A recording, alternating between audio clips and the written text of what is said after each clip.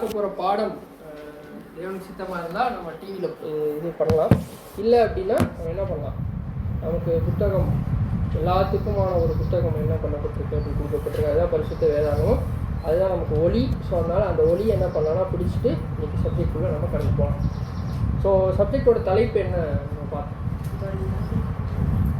அது பலியா, பலியின் ஜீவியம். வேறு தலைப்பு நான் ஒன்று தான் கொடுத்தேன், பல்வேறு தலைப்புகள் எனக்கு நீங்கள் தெரியுங்க. பலியா இல்லை பலி, பலியின் ஜீவியம். சரி, ஓகே, சூப்பர், நல்ல வேலை. பலியின் ஜீவன் எடுத்ததுனால சந்தோஷப்படுறேன். ஏன் தெரியுமா, அதுதான் நம்ம பண்ணுறோம். பலியின் மட்டும் பார்த்தா எந்த இல்லைன்றீங்க, பலியின் ஜீவியன்னு நம்ம தானே பண்ணுறோம். ஸோ அதையே தலைப்பாக வச்சுப்போம், பலியின் ஜீவியம்னு வச்சுப்போம். சரிங்களா? ஸோ பலி அப்படின்னா என்ன, பொதுவாக ஜென்ரலாக கேட்குறேன், பலினா என்ன?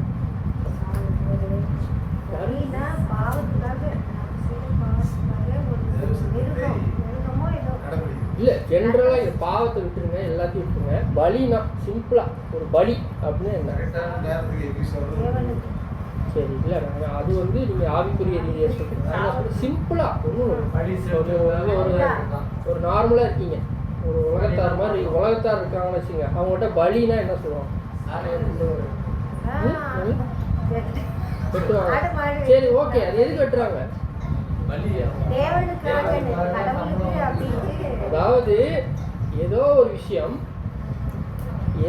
விஷயத்துக்காக என்ன பண்ணப்படுது அப்படின்னா பலியிடப்படுது. அது என்ன வேணா இருக்கலாம், அது என்ன பண்ணப்படுது அப்படின்னா பலியாக்கப்படுது. இன்னொருத்தர் பண்ணணும், அதுக்காக அது என்ன பண்ணப்படுது, பலியாக்கப்படுது அப்படின்பா. இப்போ நீங்கள் எல்லாரும் தலைப்பு என்ன சொன்னீங்க, பலியின் ஜீவியம் சொன்னீங்க. நீங்கள் எல்லாரும் எதுக்காக பலி ஆகிட்டு இருக்கீங்க? இப்போ நான் சொல்லிட்டேன், ஒரு ஆடு இருக்குது, உதாரணத்துக்கு ஒரு ஆடு இருக்குது, ஒரு ஆடை வெட்டுறாங்க, பலி கொடுக்குறாங்க. அப்போ என்னன்னா அந்த அங்கே இருக்கவங்க எல்லாத்துக்காகவும் அந்த ஆடு பலி ஆகுதுன்னு வச்சு. அப்போ இப்போ நீங்கள் என்ன சொன்னீங்க, பலியின் ஜீவியம், நீங்களும் பலி ஆகுறீங்கன்னு சொல்லிட்டீங்க. நீங்கள் யாருக்காக பலி ஆகுறீங்க? இயேசு கிறிஸ்துக்காக நீங்கள் பலி ஆகுறீங்க. சரி, ஓகே. அடுத்து இல்லை, சிரிக்காதீங்க, தயவு செஞ்சு சிரிக்காதீங்க. சரிங்க, அதாவது நான் என்ன சொல்ல வரேன் அப்படின்னா, ஒரு சகோதரர் ஒரு பதில் சொல்கிறாங்க அப்படின்னா, அதை அவர் கேள்வியை புரிந்து கொண்ட விதத்தில் அவர் என்ன பண்ணுவார்னா பதில் சொல்லுவார். நம்ம என்ன பண்ண வேணாம் அப்படின்னா, சிரிச்சோ இல்லை ஏதோ ஒரு விஷயத்த பண்ணி என்ன பண்ண வேணாம், அவர் டிஸ்கரேஜ் பண்ண வேணாம். என்ன பண்ணுவோம், நமக்கு பதில் தெரியுதானா நம்ம பதில் சொல்லலாம். அது எப்போனா கேள்விகள் கேட்கும்போது பதில் சொல்லலாம். இல்லை உங்களுக்கு ஏதாவது கேள்விகள் இருந்தாலும் என்ன பண்ணலாம், கேள்விகள் கேட்கலாம். சரிங்களா? ஏன்னா திருப்பத்தூர் இங்கிலீஷால் ஒரு பெரிய ஒரு விஷயம் என்னென்னா, கேள்வியே வராது.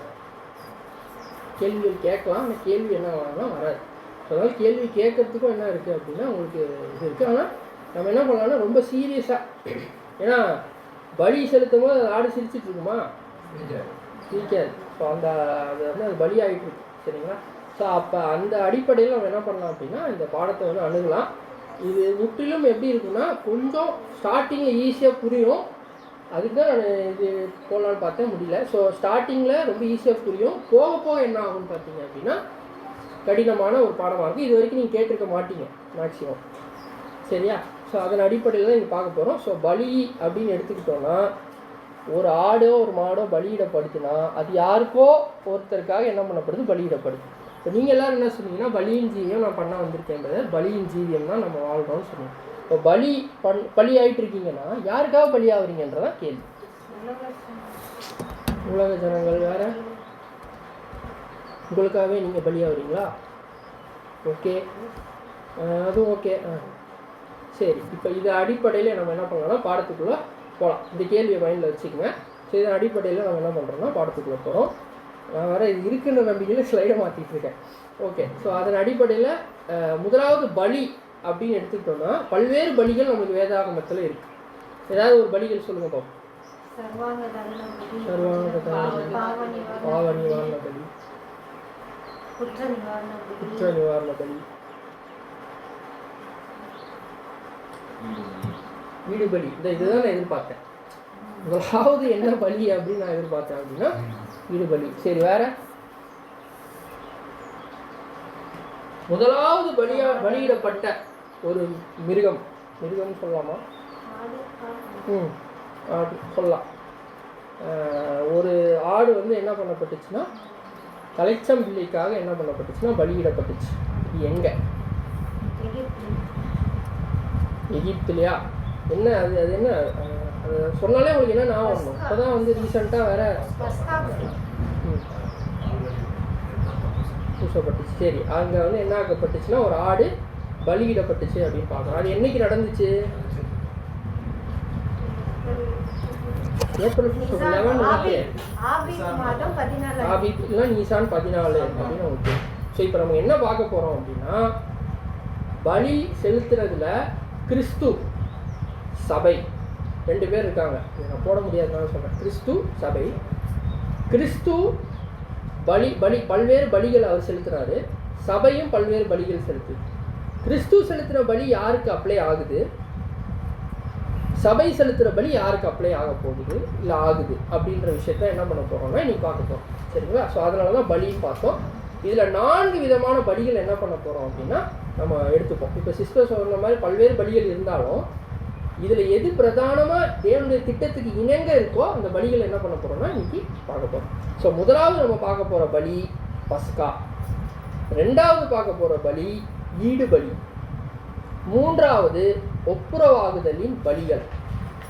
நல்லா நோட் பண்ணிங்க. பஸ்கான்னு சொன்னேன், ஈடு பலி, ஒப்புரவாகுதலின் பலிகள் மற்றும் நினைவு கூறுதல் அப்படின்னு பார்க்கணும். ஸோ இந்த 4 விதமான இது என்ன பண்ண போகிறோம் அப்படின்னா பார்க்க போகிறோம். ஸோ முதலாவது நம்ம இப்போ சொன்னபடி என்ன பார்த்தோம் அப்படின்னா, நீசான் 14 என்ன நடந்துச்சு? எகிப்தில் என்ன என்ன கட்டளை கொடுக்கப்பட்டுச்சு? தேவன் வந்து இஸ்ரேல் ஜனங்களுக்கு ஒரு கட்டளை கொடுத்தாரு. இதை வந்து அப்படியே என்ன சொன்னாரோ, என்னென்ன பண்ணணும் அந்த பலியிலன்னு சொன்னாரோ அது யாராவது ஒருத்தர் ஃபுல்லாக சொல்ல முடியுமா? நீங்கள் இப்படியே இருந்தீங்கன்னா என்னால் சப்ஜெக்ட் முடிய முடியாது. மாதம் 10ஆம் தேதி ஒரு ஆட்டுக்கு எடுக்கணும். அந்த ஆடு 1 வயதாக இருக்கணும், படுத்தட்டுதான் இருக்கணும். ஆட்டுக்குட்டி. அப்புறம் அதை வந்து எப்படி இது பண்ணணும்னா மாலை சாயங்காலத்தில் 14ஆம் தேதி 10ஆம் தேதி தெரிஞ்சுக்கணும். 14ஆம் தேதி சாயங்காலத்தில் அதை அடித்து அதோட ரத்தத்தை அந்த இஸ்ரேல் வீட்டு இந்த வாசல் நிலைக்கால்களில் தெளிக்கணும். எதுக்காகனா அப்படி தெளிச்சா அந்த சங்கார தூதன் வந்து அப்படி தெளிச்சாலையும் அதை இல்லை நீங்கள் சங்கார தூதன் விட்டுருங்க. அவங்களுக்கு கொடுக்கப்பட்ட கட்டளை மட்டும் சொல்லுங்கள். அதை எப்படி சாப்பிடணும்? அந்த ஆட்டுக்குட்டியை இது பொரிச்சும் சாப்பிடக்கூடாது, வேக வச்சும் சாப்பிடக்கூடாது, சுட்டு சாப்பிடணும். ஏகமா நெருப்புல ஃபுல்லா முழுசுமா சுட்டு சாப்பிடணும். போட்டு இல்லை அதெல்லாம் இல்லை. அதோட எலும்புல ஒன்று கூட முறிக்கப்படக்கூடாது. அப்புறம் அந்த இறைச்சி எப்படி சாப்பிடணும்னா அந்த இறைச்சியோட கசப்பான கீரை, புளிப்பில்லாத அப்பம் இதோட சேர்த்து சாப்பிடணும் அப்படின்னு. ஸோ இப்போ இந்த இதெல்லாம் நான் உங்களுக்கு ஞாபகம் இருக்குல்ல. இப்போ எகிப்தில் அந்த நீசான் 10ஆம் தேதி தெரிந்து கொள்ளப்பட்ட ஆட்டுக்குட்டி 14ஆம் தேதி அடிக்கப்பட்டு சாயங்காலம் அவங்க என்ன பண்ணுவாங்கன்னா அதை தீவிரமாக சாப்பிடுவாங்கன்னு பார்க்கணும். அங்கே அந்த ஆட்டுக்குட்டி யாருக்காக பலியிடப்பட்டுச்சு? முதற் பேரானவங்க ஃபர்ஸ்ட் பார்ன், அதாவது வீட்டில் தலைச்சம்பிள்ளை அப்படின்னு பார்ப்போம். தலைச்சம்பிள்ளைனா ஒரு குழந்தை ஃபர்ஸ்ட் பிறந்த குழந்தைய மட்டும் குறிக்குமா, வயசானவரை கூட குறிக்குமா? எல்லா தலைச்சம்பிள்ளையிலையும் அது என்ன பண்ணுச்சு? அந்த ஆட்டுக்குட்டி அவங்களுக்காக அது என்ன பண்ணப்பட்டுச்சு? அடிக்கப்பட்டு பலி ஆச்சுன்னு பார்க்குறோம். ஸோ இந்த ஆட்டுக்குட்டி நம்ம கர்த்தராகி இயேசு கிறிஸ்து தான் அப்படின்னு சொல்லலாமா, இல்லை அவர் இல்லைன்னு சொல்கிறீங்களா? சொல்லலாமா, இல்லை வேற யாராவதா? இயேசு கிறிஸ்து பஸ்கா ஆட்டுக்குட்டி அடிக்கப்பட்ட அந்த ஆட்டுக்குட்டி நம்ம ஆண்டவராகிய இயேசு கிறிஸ்து தான் அப்படின்றீங்களா? சபைக்கு அங்கே எங்கேயாவது பங்கு இருக்கா? இப்போ நான் 2 சொன்னேன், 2 பலி செலுத்து. கிறிஸ்துவும் பலி செலுத்தினாரு, சபையும் பலி செலுத்தி. இப்போ தான் சொன்னீங்க பலியின் ஜீவம் நீங்கள். சரியா? நான் என்ன கேட்குறேன், பஸ்கா ஆட்டுக்குட்டி அடிக்கப்பட்டது கிறிஸ்துவின் பலியை மட்டும் குறிக்குமா, சபையின் பலியும் சேர்த்து குறிக்குமா? சேர்ந்து குறிக்குமா? எங்க சபை சேருதாங்க? வாசிங்க. எபிரேயர் 9ஆம் அதிகாரம் 28ஆம் வசனம். நீங்கள் பைபிளில் தான் வாசிக்கணும்.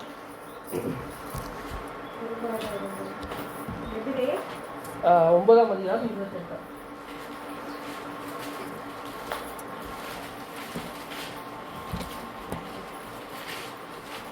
எபிரேயர் 9ஆம் அதிகாரம் 28வது வசனம். கிறிஸ்துவும் அநேகருடைய பாவங்களை சுமந்து தீர்க்கும்படிக்கு ஒரே தரம் பலியிடப்பட்டு தமக்காக காத்து கொண்டிருக்கிறவர்களுக்கு ரட்சிப்பை அருளும்படி 2ஆம் தரம் பாவம் இல்லாமல் தரிசனமாவார். ஸோ இப்போ இங்கே நம்ம பார்க்குறோம், கிறிஸ்து அநேகருடைய பாவங்களை சுமந்து தீர்க்கும்படிக்கு ஒரே தரம் பலியிடப்பட்டு தமக்காக காத்து கொண்டு இருக்கிறவர்களுக்கு ரட்சிப்பை அருளும்படி 2ஆம் தரம் பார்க்குறோம். ஸோ இங்கே வந்து தமக்காக காத்து கொண்டிருக்கிறவர்கள், அந்த தலைச்சம்புள்ளை அப்படின்றது யாரை குறிக்கும்? சபை. ஸோ பஸ்கா ஆட்டுக்குட்டி அடிக்கப்பட்டது யாருக்காக மட்டும்தான் அப்படின்னா திருச்சபைக்காக மட்டும்தான். 1,44,000 மட்டும்தான் என்ன பண்ணப்பட்டுச்சு அப்படின்னா பஸ்கா ஆட்டுக்குட்டி அடிக்கப்பட்டுச்சு. ஸோ கிறிஸ்து அங்கே நிழலாகிறார்ல, அந்த நிழல் அப்படியே நிஜம் கிறிஸ்து வந்து பலியிடப்பட்டது அங்கே யாருக்கு மட்டும்தான் ஃபஸ்ட்டு அப்ளை ஆகும் அப்படின்னு பார்த்தோம்னா யாருக்கு? திருச்சபைக்கு மட்டும்தான் அப்ளை ஆகும் அப்படின்னு பார்க்கணும். இப்போ நம்ம சொன்ன அந்த 4 விஷயம் இருக்குல்ல, பஸ்காவாக இருக்கட்டும், ஈடுபலியாக இருக்கட்டும், பாவ நிவாரண பலியாக இருக்கட்டும், அப்புறம் வேற என்ன சொன்னோம், நினைவு கூறுதல், கரெக்டுங்களா? ஸோ இது எல்லாத்துலேயுமே இது ஒரு ப்ராசஸ். இதை எல்லாத்தையுமே யார் நிறைவேற்றிருப்பார்னா கிறிஸ்து நிறைவேற்றிருப்பார், கரெக்டுங்களா? இப்போ எல்லாத்துலேயுமே அவரோட பலி இருக்கும், ஆனால் அது ஒவ்வொன்றும் ஒவ்வொரு ப்ராசஸை பண்ணும், ஒவ்வொரு வேலையை பண்ணும். நம்ம எல்லாரும் எப்படி புரிஞ்சுக்கிட்டு இருக்கோம் அப்படின்னா ரேன்சம் அது மட்டும்தான் என்ன கிறிஸ்து கொடுத்தாரு, வேற எதுவுமே அவர் கொடுக்கல அப்படின்ற மைண்ட் செட் என்ன இருக்குது அப்படின்னா இப்போ இருக்கிற காலகட்டத்தில் இருக்குது. என்னன்னா ரேன்சம் கொடுத்துட்டாரு அவ்வளோதான், கரெக்டுங்களா? பஸ்கா அங்கே எங்கே அப்ளை ஆகுது? ரேன்சம்ன்றது என்ன? அப்போ நினைவு கூறுதல் அவர் அனுசரிக்க சொன்னது என்ன? பாவ நிவாரண நாள்னு ஒன்று ஆசரிப்பு கூடாரத்தில் இருக்குல்ல, அது என்ன, அங்கே என்ன அப்ளை ஆகுது அப்படின்றத இன்றைக்கி நம்ம பார்க்க போகிறோம். இது கொஞ்சம் கடினமான பாடம் தான், இருந்தாலும் நீங்கள் என்ன பண்ணலான்னா கண்டிப்பாக அதையும் நாவி தருவார், நம்ம பார்க்கலாம். ஸோ இப்போ நம்ம பார்க்க போகிற ஃபஸ்ட்டு பஸ்கா, நெக்ஸ்ட் என்ன பார்க்க போகிறோம்? ஈடுபலி. ஸோ பஸ்காவில் 3 கேள்விகள் கேட்பேன். அந்த 3 கேள்விகளும் பதில் வந்ததுக்கப்புறம் தான் நம்ம என்ன பண்ணுவோம், அடுத்தது ஈடுபலிக்கு போவோம். அதுலேயும் 3 கேள்வி, அதே கேள்வி 3 வரும். ஓகேவா? ஃபஸ்ட்டு பஸ்காவில் ஃபஸ்ட்டு கேள்வி என்னென்னா, பலியானது யார்? அது யார்? ஆண்டவராகிய இயேசு கிறிஸ்து. ஓகேங்களா? யாருக்காக பலியானார்? திருச்சபை. கரெக்ட். அதனால அவங்களுக்கு வந்த பெனிஃபிட் என்ன? அவங்க என்ன ஆச்சு அந்த இடத்துல? சங்காரத்தூதன் வந்தாரு, அவங்க என்ன பண்ணப்பட்டாங்க? காக்கப்பட்டாங்க, கரெக்டுங்களா? அவங்களுக்கு ஃபர்ஸ்ட் என்ன கிடைக்குது அப்படின்னா அந்த பஸ்காவை விசுவாசிக்கிறது நிமித்தமாக சபைக்கு அந்த ஆட்டுக்குட்டி என்ன பண்ணும், என்னை காப்பாற்றும், மரணத்திலிருந்து என்னை காப்பாற்றும் விசுவாசிக்கிறதுனால அவங்களுக்கு என்ன கிடைச்சிச்சுன்னா அந்த அந்த அந்த அழியாமைன்ற ஒரு விஷயம், நித்திய ஜீவன் அப்படின்ற ஒரு ஸ்டேட்டுக்கு வந்து யார் வரா அப்படின்னு பார்த்தீங்கன்னா சபைக்கு வந்து ஒரு வாய்ப்பு. யார்? கிறிஸ்துவனுடைய. இது எல்லாமே நம்ம எதை பற்றி தான் பேசுகிறோன்னா கிறிஸ்து கல்வாரில் அடிக்கப்பட்டாங்கல்ல, அதை பற்றி தான் பேசுகிறோம். ஆனால் அங்கே அப்ளை ஆன ஒவ்வொரு விஷயமுமே டிஃப்ரென்ஸ் இருக்குது.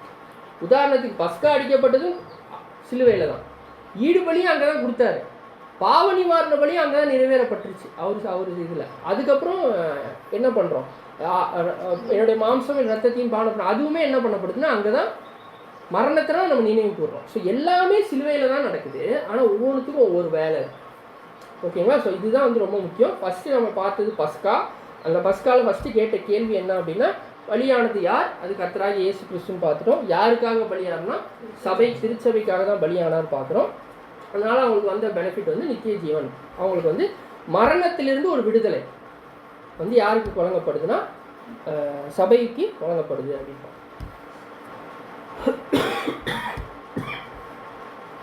எங்கே பார்க்கலாம் அப்படின்னா 1 கொரிந்தியர் 5ஆம் அதிகாரம் 7ஆம் வசனம். 1 கொரிந்தியர் 5ஆம் அதிகாரம் 7ஆம் வசனம்.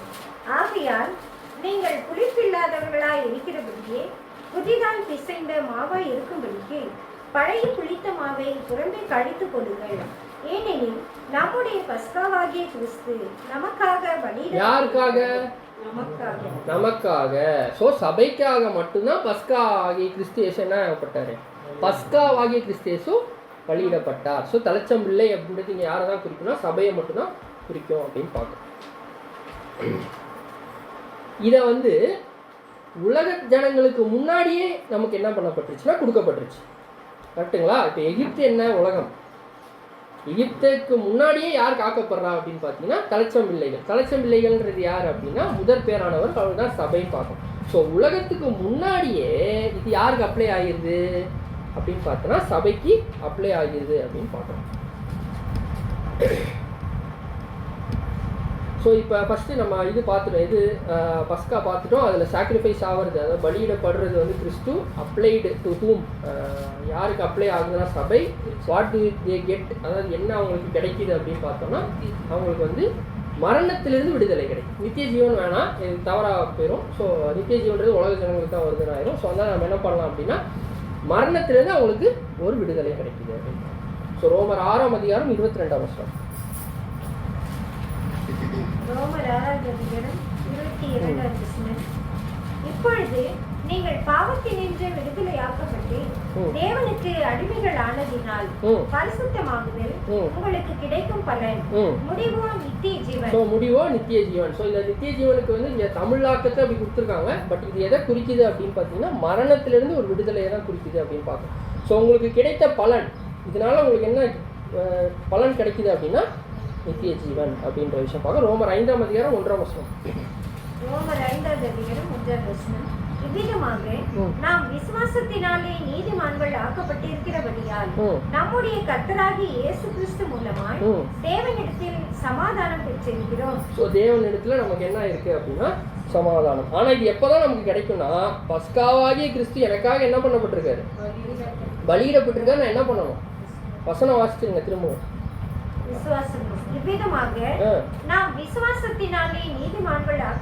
விசுவாசத்தினாலே நீதிமான்கள் ஆக்கப்பட்டிருக்கிறபடியால் நம்முடைய கர்த்தராகிய இயேசு கிறிஸ்துவின் மூலமாய் தேவனிடத்தில் சமாதானம் பெற்றிருக்கிறோம்.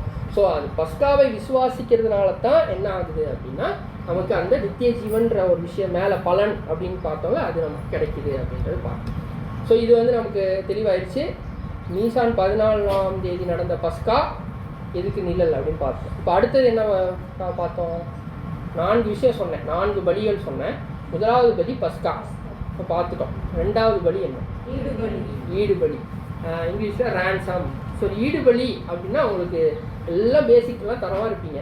அதனால் இன்னொரு முக்கியமான ஒரு சகோதர சகோதரிகள் கிட்ட ஒரு வேண்டுகோள் என்னென்னா, இப்போ வந்து ஒரு விஷயத்தை நீங்கள் நிஜமாலே இப்போ பலியிடணும். என்னென்னா தூக்கம், அதை மட்டும் என்ன பண்ணிடுங்கன்னா இப்போ பலியிட்டுருங்க. ஸோ நல்லா ஃபோக்கஸ்டாக என்ன பண்ணுங்கள் அப்படின்னா சப்ஜெக்டை கவனிங்க. ஸோ இதன் அடிப்படையில் நம்ம என்ன பண்ணுறோம், 2வது ரேன்சம், ஈடுபலி. ஸோ ஈடுபலின்றதை நம்ம என்ன பண்ணிட்டோம் பார்த்துட்டோம், பல்வேறு பாடங்கள் கேட்டுட்டோம் ஈடுபலி அப்படின்னு. ஸோ ஈடுபலி அப்படின்னா இதுதான் பிரதர் நான் புரிஞ்சுக்கிட்டது. அது என்ன வேணால் இருக்கலாம், அதுக்காக நீங்கள் வருத்தப்படவோ கவலைப்படவோ தேவையில்லை. இப்போ நீங்கள் அதை சொல்லும் போது தேவன் கண்டிப்பாக என்ன பண்ணுவார்னா அது கரெக்டாக இருந்தாலும் சரி, இல்லை கூடுதலான சில விஷயங்கள் நீங்கள் தெரிஞ்சுக்கணும்னாலும் சரி, தேவன் வந்து பாடத்தின் மூலிமா அவங்க வெளிப்படுத்துவோம். ஸோ அதன் அடிப்படையில் ஈடுபலினா நீங்கள் என்ன அண்டர்ஸ்டாண்ட் பண்ணியிருக்கீங்க, அதே நான் 3 கேள்வியே கேட்டுருவோம். இங்கே ஈடுபலியில் பலியானது யார், இயேசு கிறிஸ்து. யாருக்காக பலியானார்,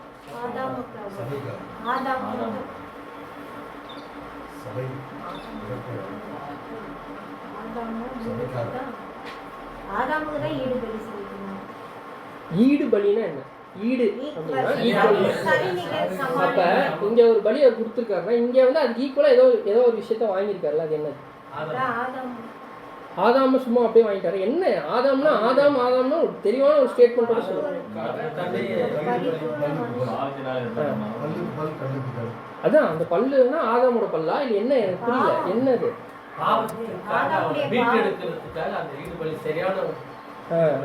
சரிசமமான ஒரு விலை. இந்த ஈடுபலி தூதர்களுக்கு அப்ளை ஆகுமா, அதில் தெளிவாக இருக்கீங்கல்ல, தூதர்களுக்குலாம் என்ன ஆகாது, அப்ளை ஆகாது. ஏன்னா யாருக்கு தான் கொடுக்கப்பட்டுச்சு, அதாவது ஒரு வகையில் சகோதரர் சொல்றது கரெக்டு. ஏன்னா சபை மக்களும் ஆதாமுடைய சந்ததி தான். ஆனால் சபைக்கு மட்டும்தான் சொல்கிறது தவறு. ஏன்னா மொத்த மனுக்குலத்துக்கு தான் என்ன பண்ணப்பட்டிருக்கு அப்படின்னா ஈடுபலி கொடுக்கப்பட்டிருக்கு. பஸ்கா யாருக்கு கொடுக்கப்பட்டிருக்கு? சபைக்கு மட்டும்தான் கொடுக்கப்படும். அதுவுமே சிலுவையில தான் நடக்குது. சரிங்களா? இது ரொம்ப டீப் டாக்டரின், கொஞ்சம் புரிஞ்சுக்குங்க. ஓகேவா? ஈடுபலி அப்படின்ற விஷயம் மொத்த மனுக்குலத்துக்குமே யார் கொடுத்துருக்கா அப்படின்னு பார்த்தோன்னா, யார் கொடுத்தா? இயேசு கிறிஸ்து. சபை கொடுத்துச்சா? சபைக்கு இங்க எங்கேயாவது பங்கு இருக்கா? ஏன் கிடையாது? நான் இல்லையா? இல்ல நீங்க இல்ல சிரிக்காதீங்க. வேணாம், சிரிக்க வேணாம். சீரியஸா நம்ம ஃபோக்கஸ் பண்ணுவோம். ஈடுபலின்றது ஆதாம் விழுந்து போன நிலைமையிலிருந்து மனுக்குலத்தை மீட்க ஆதாம் இருந்த நிலைமையிலேயே யார் வந்தா அப்படின்னா கிறிஸ்து வந்தார்.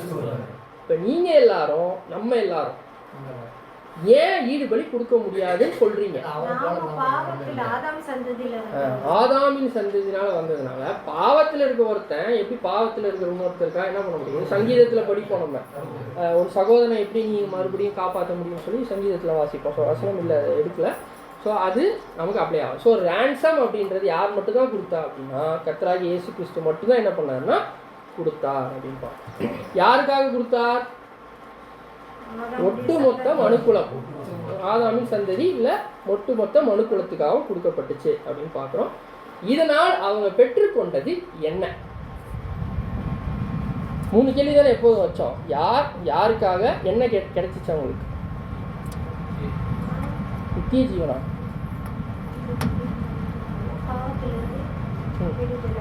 பாவத்திலிருந்து விடுதலை. ஓகே,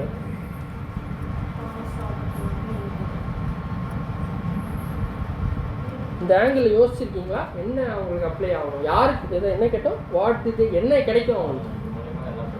என்ன பெற்றுக்கொண்டாங்க? இப்போ சபை ஃபஸ்ட்டு பஸ்கால பார்த்தோம். அவங்க என்ன பெற்றுக்கொண்டாங்க அப்படின்னா மரணத்திலிருந்து விடுதலை. யார் கிடைச்சிச்சுன்னா சபைக்கு கிடைச்சிச்சுன்னு பார்க்குறோம். அவங்களுக்கு நித்திய ஜீவன் கிடைச்சிச்சு அப்படின்ற கான்செப்ட் கிடையாது. அவங்களுக்கு என்னென்ன அவங்க மரணத்துலேருந்து தப்பிக்கிறதுக்கு அந்த ரத்தம் என்ன பண்ணுச்சுன்னா பேசிச்சு. இப்போ இங்கே ரான்சம் அப்படின்றது சபைக்கு மட்டும் கொடுக்கப்பட்டுச்சுன்னா கிடையாது, மொத்த மனுக்குலத்துக்கும் காமனாக கொடுத்துருக்காரு. அது யாரால் கொடுக்கப்படும்னா கிறிஸ்துவால் மட்டும்தான் முடியும். என்ன அதனால உலக ஜனங்கள் பெற்றுக்கொள்றாங்கன்னு கேட்குறேன். நித்திய ஜீவன். நித்திய ஜீவன் கிடைச்சிருது அதனால, ரான்சம்னால.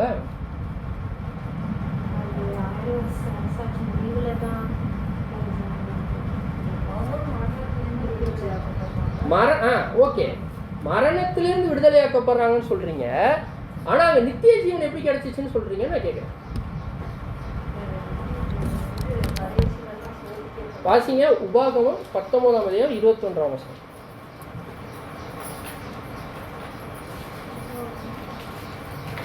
பத்தொன்பதாம் அதிகாரம் 21ஆம் வசனம். உன் கண் அவனுக்கு இறங்க வேண்டாம். ஜீவனுக்கு ஜீவன், கண்ணுக்கு கண், பல்லுக்கு பல், கைக்கு கை, காலுக்கு கால் கொடுக்கப்பட வேண்டும். சோ ஆதாம் பண்ண பாவம் சம்பளம் மரணம். அப்ப கிறிஸ்து ஆதாம் என்னத்தை இழந்தானோ அதை திருப்பி கொடுக்குறாரு, திருப்பி வாங்கி கொடுக்குறாரு. என்னன்னா ஆதாம் பாவத்தின் சம்பளம் மரணம்ன்றதுலேருந்து விடுதலை மட்டும்தான் என்ன பண்ணும்னா ரான்சம் கொடுக்கும். ஓகேங்களா? ஆதாம் இப்போ நீங்கள் பிறக்கும் போதே ஆதாமோட பாவத்தினால தான் பிறந்தோம். கரெக்டாக இல்லையா? நீங்கள் இப்போ ஒரு குழந்தை இருக்குது, உதாரணத்துக்கு சொல்கிறேன், ஒரு குழந்தை பிறந்திருக்குன்னு வச்சுக்கோங்க. அந்த குழந்தை பாவம் பண்ணியிருக்கா? ஆனால் அது பாவி தானே. ஏன்? ஆதாம் சந்ததினால அது பாவம் தானே. சரியா? இப்போ இந்த குழந்தை இறந்துருச்சு, 1000 வருட அரசாட்சியில் அது உயிர்ப்பிக்கப்படுதுன்னு வச்சுக்கோங்க. அது உயிர்ப்பிக்கிறதுக்கு மட்டும்தான் ரான்சம் அப்ளை ஆகும். புரியுதா? ரான்சம் ஈடுபலின்றது அங்கே மட்டும். ஏன்னா ஆதாமின் பாவத்துக்காக தான் கிறிஸ்து என்ன பண்ணார்? ஈடுபலி கொடுத்தாரோ தவிர இப்போ நம்ம பண்ணுறோம் பார்த்தீங்களா ஒரு பாவம், அதுக்காக ஒரு ரான்சம் கொடுக்கல.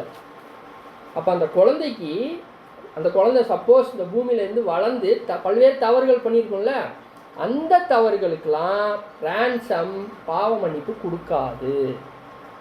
புரியுதா? புரியல? புரியலன்னா சொல்லிதான் திரும்பியும் பார்ப்பேன், ஏன்னா இது கஷ்டம்தான் இது புரிஞ்சுக்க. ஈடுபலி அப்படின்னா ஆதாம் விழுந்து போன நிலைமை, ஆதாம் ஆதாம்னால வந்த ஒரு பாவத்துக்கு தான் ஈடுபலி கொடுக்குறார். யாரு? இயேசு கிறிஸ்து கொடுக்குறார். கரெக்டா?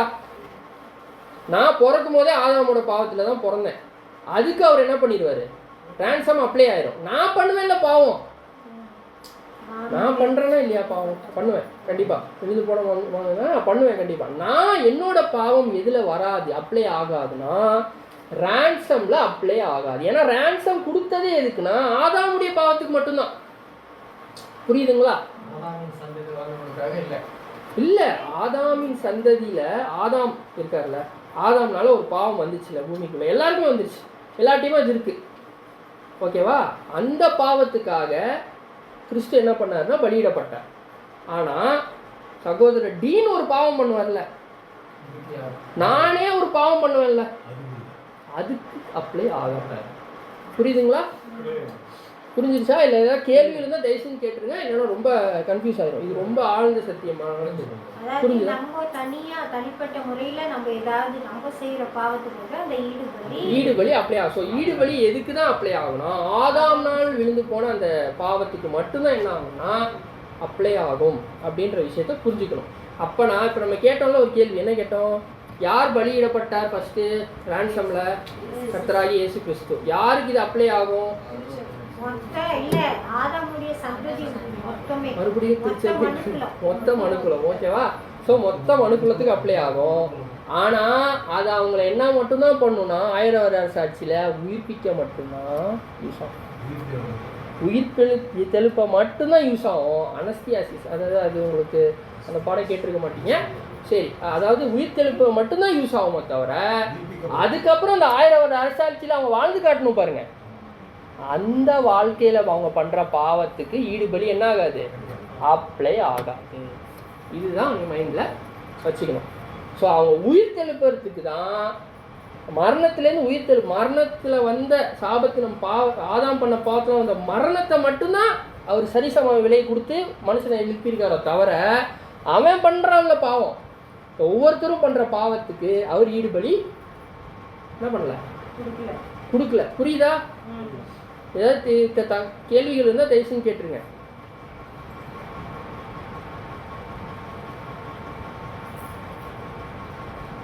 சரி, இன்னும் தெளிவாக புரிஞ்சுக்கிறதுக்கு இன்னொன்று சொல்கிறேன்.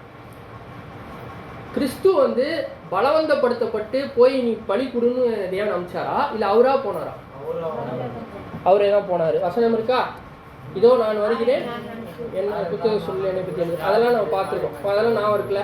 கிறிஸ்து தன்னுடைய சொந்த விருப்பத்தின்படி தான் என்ன பண்ணார்னா பூமிக்கு வந்தார். இப்போ தேவன் ஆதாமை மீட்கிறதுக்காக கிறிஸ்துவ அனுப்பிச்சார்னா ஆதாம் இருந்த அதே உயிர் தான் யாருக்கு கொடுக்கப்பட்டிருக்கோம்? இயேசு கிறிஸ்துக்கு கொடுக்கப்பட்டிருக்கும். அதில் கொஞ்சம் கம்மியாவோ இல்லை கொஞ்சம் அதிகமாகவோ கொடுக்கப்பட்டிருக்குமா? கிடையாது. இது இன்னொரு எக்ஸாம்பிள் சொல்கிறேன். இப்போ ஒரு 1000 பேர் இருக்காங்க. 1000 பேர் தான் ஆதாமுடைய சந்ததின்னு வச்சுப்போம். உதாரணத்துக்கு சொல்கிறேன், 1000 பேர். அந்த 1000 பேர் 800 பேர் கிறிஸ்துக்கு பிடிக்கும், 200 பேர் கிறிஸ்துக்கு பிடிக்கலன்னு வச்சுக்கோங்க. அவர் ஈடுபலி ஒரு 80% கொடுத்தா போதுமா? அவர் உயிரை ஒரு 80% கொடுத்தா போதுமா? சரி, இப்போ உலகத்தில் ஆதாமுக்கு அப்புறம் ஒரு மக்கள் இருப்பாங்க, ஒரு கோடிக்கணக்கான மக்கள் இருக்காங்க. இப்போ ஈடுபலி அவங்க எல்லாருக்காகவும் கொடுக்கப்பட்டுருச்சு, பிறக்க போகிறவங்களுக்கும் கொடுக்கப்பட்டுருச்சு. இப்போ உதாரணத்துக்கு ஆதாமுடைய சந்ததி ஒரே ஒருத்தர் தான் வச்சுப்போம். ஆதாமுக்கு அப்புறம் ஒரே ஒருத்தர் தான், உலகக்குள்ளமே ஒருத்தர் தான். அப்போ ஈடுபலி இப்போ கொடுத்த மாதிரியே தான் கொடுக்கணுமா கிறிஸ்து? ஆமாவா இல்லை இல்லையா? என்னடா கேள்வி அப்படின்றவர் நான் என்ன கேட்குறேன், ஆதாம் சந்ததின்றோம்ல, அதில் மொத்தமாக இப்போ கோடிக்கணக்கான மக்கள் இருக்காங்க. உதாரணத்துக்கு 1 கோடின்னு வச்சுப்போம், எக்ஸாம்பிளுக்கு 1 கோடி மக்கள் இருக்காங்க. ஆதாமுடைய சந்ததி 1 கோடி. அந்த 1 கோடிக்காகவும் இப்போ கிறிஸ்து ரேன்சம் கொடுத்துட்டார், அவங்கள எல்லாருக்காகவும் கொடுத்துருக்காரு ஆதாமின் சந்ததிக்கு. அந்த ஆதாமின் சந்ததினா ஒருத்தராக இருந்தாலும் அதே தான் அவர் கொடுக்கணும். 1 கோடியாக இருந்தாலும் அவர் என்னதான் பண்ணணும்?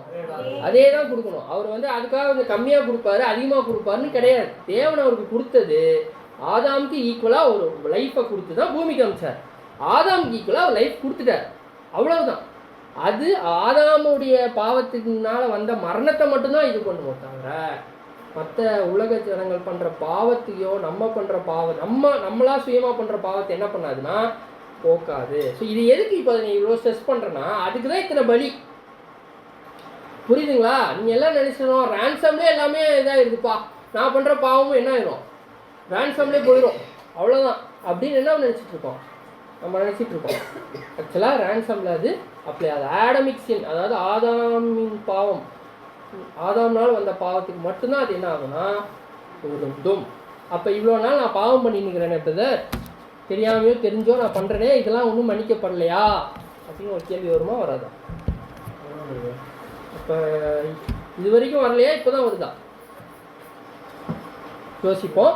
ஸோ இதன் இப்போ நம்ம பார்த்துட்டோம். இப்போ ஃபஸ்ட்டு பஸ்கா பார்த்தோம். யார் பலியிடப்பட்டா, யாருக்காக, எது, என்ன பலன், விடுதலை. இப்போ ஈடுபலி கொடுக்கப்பட்டுச்சா, யாரால, இயேசு கிறிஸ்து. சரி, ரொம்ப அதாவது ஆர்வம். அடுத்த கேள்விக்கு பதிலாக முன்னாடியே சொல்லிடுறீங்க. சரி, அடுத்த கேள்வி, யாருக்காக கொடுத்தார், மொத்த மனுக்குலத்துக்கு கொடுத்தார். அவங்களுக்கு இதனால் வர பெனிஃபிட் என்ன, அதாவது பலன் என்ன, மரணத்திலிருந்து விடுதலை, அவ்வளோதான், முடிஞ்சு, அவ்வளோதான். இது நம்மளும் மனுக்குலத்து ஆதாம்னால வந்திருக்கோம், அதனால் நமக்கும் இது என்ன ஆகும், அப்ளை ஆகும். மொத்தமாக சொல்லியாச்சு, முதல்ல மனுக்குலம் முடிஞ்சிடும், ஒத்து விட்டா மனுக்குலம் அப்படின்னு பார்த்துருக்கோம். ஸோ இதன் அடிப்படையில் நம்ம என்ன பண்ணலாம்னா 1 கொரிந்தியர் 15ஆம் அதிகாரம் 21ஆம் வசனம். 1 கொரிந்தியர் 15ஆம் அதிகாரம் 21ஆம் வசனம். மனுஷனால் மரணம் உண்டானபடியால் மனுஷனால் மரித்தோரின் உயிர்த்தெழுதலும் உண்டாயிற்று. ஸோ மரித்தோரின் உயிர்த்தெழுதல் மட்டும்தான் என்ன இருக்கீங்க, உண்டாயிருக்கு. புரியுதுங்களா? இப்போ இதுக்கு இன்னொரு எக்ஸாம்பிள் கூட நான் சொல்கிறேன், புரியுதான்னு பாருங்கள். ஹிட்லர் இருக்கார், ஹிட்லர் தெரியுமா? அவர் எப்படி ரொம்ப நல்லவரா? நிறைய பேர் போட்டு தள்ளியிருக்காரு, கரெக்டுங்களா? யாரை முக்கியமாக யூதர்களை கொண்டிருக்கார். இப்போ நான் கேள்வி கேட்குறேன், அவர் ஆதாம் சந்ததி தானே? அவர் பிறக்கும் போதே ஆதாமோட பாவத்தில் தான் பிறந்தார். இப்போ அவர் இறந்துட்டார். அங்கே அவர் எந்திரிக்கணும்ல, அவர் 1000 வருட அரசாட்சி கண்ணுக்கு தெரிய ராஜ்யத்தை தேவன் அவர் உயிர்ப்பிப்பார்ல, உயிர்ப்பிக்கிறதுக்கு ரேன்சம் அப்ளை ஆகும். ஆனால் அதுக்கப்புறம் அவர் வாழ்கிறதுக்கு ரேன்சம் அப்ளை ஆகும். புரியுதா? இன்னும் வேறு ஏதாவது நம்ம தங்க கடைச்சி ஈரப்பண்ணு அந்த மாதிரி ஏதாவது எடுக்கணுமா? எக்ஸாம்பிள் தேவையில்லை. புரிஞ்சிச்சுல? ஓகே. ஸோ வாசிங்க 1 கொரிந்தியர் அடுத்த வசனம் 22. 1 கொரிந்தியர் 15ஆம் அதிகாரம் 22ஆம் வசனம். ஆதாமுக்குள் எல்லாரும் மரிக்கிறது போல கிறிஸ்துவுக்குள் எல்லாரும் உயிர்ப்பிக்க மட்டும்தான் படுவார்கள்ன்றது தான் ரொம்ப டீப் சத்தியம். இதை நிறைய நேரத்தில் நம்ம என்ன பண்ணுறோம், தவறாக புரிஞ்சுக்கிறோம். ஸோ உயிர்ப்பிக்க மட்டும்தான் என்ன பண்ணுறோம், படப்படுறோம் அப்படின்னு பார்ப்போம். ஓகேவா? இதுக்கு எனக்கு சரி, ஓகே. இப்போ நம்ம 2 பலிகள் பார்த்தோம். முதலாவது பார்த்த பலி பஸ்கா, 2வது ரேன்சம் பார்த்துட்டோம். 3வது என்ன சொன்னோம், ஒப்புரவாகுதல் அப்படின்பா. சரி, அது இருக்கட்டும். அதுக்கு முன்னாடி ஒரு கேள்வி, இதை எப்படி இன்னும் பிக்சர் இல்லாமல் கேட்பேன்னு தெரியல. 1 தீமோத்தேயு 2ஆம் அதிகாரம் 5ஆம் வசனம். 1 தீமோத்தேயு 2ஆம் அதிகாரம் 5ஆம் வசனம். மேலும் ஒருவன் மல்யுத்தம் பண்ணினாலும் 1 தீமோத்தேயு 2ஆம் அதிகாரம் 5ஆம் வசனம். தேவன் ஒருவரே, தேவனுக்கும் மனுஷருக்கும் மத்தியஸ்தரும் ஒருவரே. அடுத்த வசனம். எல்லாரையும் மீட்கும் பொருளாக தம்மை ஒப்பு கொடுத்த மனுஷனாகிய கிறிஸ்து இயேசு அவரே. இதற்குரிய சாட்சி ஏற்ற காலங்களில் விளங்கி வருகிறது. இப்ப இந்த 2 வசனத்திலையும் 2 விதமான ஒரு டிஃப்ரெண்ட் வேலையை கிறிஸ்து பண்றாரு. 6ஆம் வசனத்துல பார்க்கறது எல்லாரையும் மீட்கும் பொருளாக தம்மை ஒப்பு கொடுத்த மனுஷனாகிய கிறிஸ்து இயேசு அவரேன்னு பார்க்குறோம். ஸோ மீட்கும் பொருள் வந்து எல்லாருக்கும் அப்ளை ஆகுது, கரெக்டுங்களா? அது உயிர்ப்பிக்க மட்டும் யூஸ் ஆகுது. உயிர்ப்பிச்சதுக்கு அப்புறம் அவர்கிட்ட இப்போ உயிர் இருக்கா கிறிஸ்துக்கிட்ட? உதாரணத்துக்கு கேட்குறேன், ரேன்சம் கொடுத்துட்டார் சிலுவையில். இப்போ அவருக்கு ஆதாமுக்கு எவ்வளோ உயிர் வேணுமோ அந்த உயிரை தான் கிறிஸ்துவுக்கு தேவன் கொடுத்து அனுப்பிச்சார். ஆதாமுக்கு கொடுக்க வேண்டிய சரிசமமான விலையை கிறிஸ்து கொடுத்துட்டார். இப்போது உலக ஜனங்களில் எந்திரிச்சிட்டாங்க. இப்போ அதுக்கப்புறம் பாவம் பண்ணுவாங்கல்ல, அந்த 1000 வருட அரசாட்சி எல்லாருமே ரொம்ப பர்ஃபெக்டாக இருவாங்களா? இல்லை, பாவம் பண்ணுவாங்க. அப்போ அது முடிவில் தான் என்ன ஆகுது அப்படின்னா பரிசுத்தமாக, ஏன்னா அங்கே 2 வகுப்பார் பிரிவாங்க, வெள்ளாடு செம்மறியாடுப்பாங்க. ஸோ அப்படி பார்க்கும்போது அந்த 1000 கண்ணுக்கு தெரியுற, நான் பேசுறது கண்ணுக்கு தெரிகிற ராஜ்யத்தில், சரிங்களா, கண்ணுக்கு தெரிகிற ராஜ்யத்தில் அவங்க பண்ணுற பாவங்களுக்கெல்லாம் கிறிஸ்து கிட்ட இப்போ பலியே இல்லையே. அதுக்கு அவங்க பண்ணுற பாவத்துக்கு ஈக்குவலாக ஒன்று கொடுக்கணும், அதுதானே கான்செப்டு. பல்லுக்கு பல் கண்ணுக்கு கண் நம்ம பார்த்தோம். ரேன்சம் ஆதாமுக்கு ஈக்குவலாக கொடுத்துட்டாரு. இப்போ 1000 அரசாட்சியில் சபை அங்கே இருக்குமா? இருக்காது, ஃபஸ்ட்டாக எடுக்க முடியாது, ஏன்னா அது சபைக்கு மட்டும்தான். இப்போ அங்கே அந்த இடத்துல இங்கே என்ன பண்ணுறாரு, தேவன் ஒருவரே, தேவனுக்கும் மனுஷனுக்கும் மத்தியஸ்தர் ஒருவரேன்னு பார்க்குறோம், அது கிறிஸ்துன்னு பார்க்குறோம். இப்போ அந்த நேரத்தில் அந்த 1000 வருட பீரியடில் அவங்க பண்ணுற பாவத்துக்கெலாம் ஈக்குவலாக ஒரு ப்ரைஸ் கொடுக்குறது கிறிஸ்துக்கிட்ட எதுவுமே இல்லையே.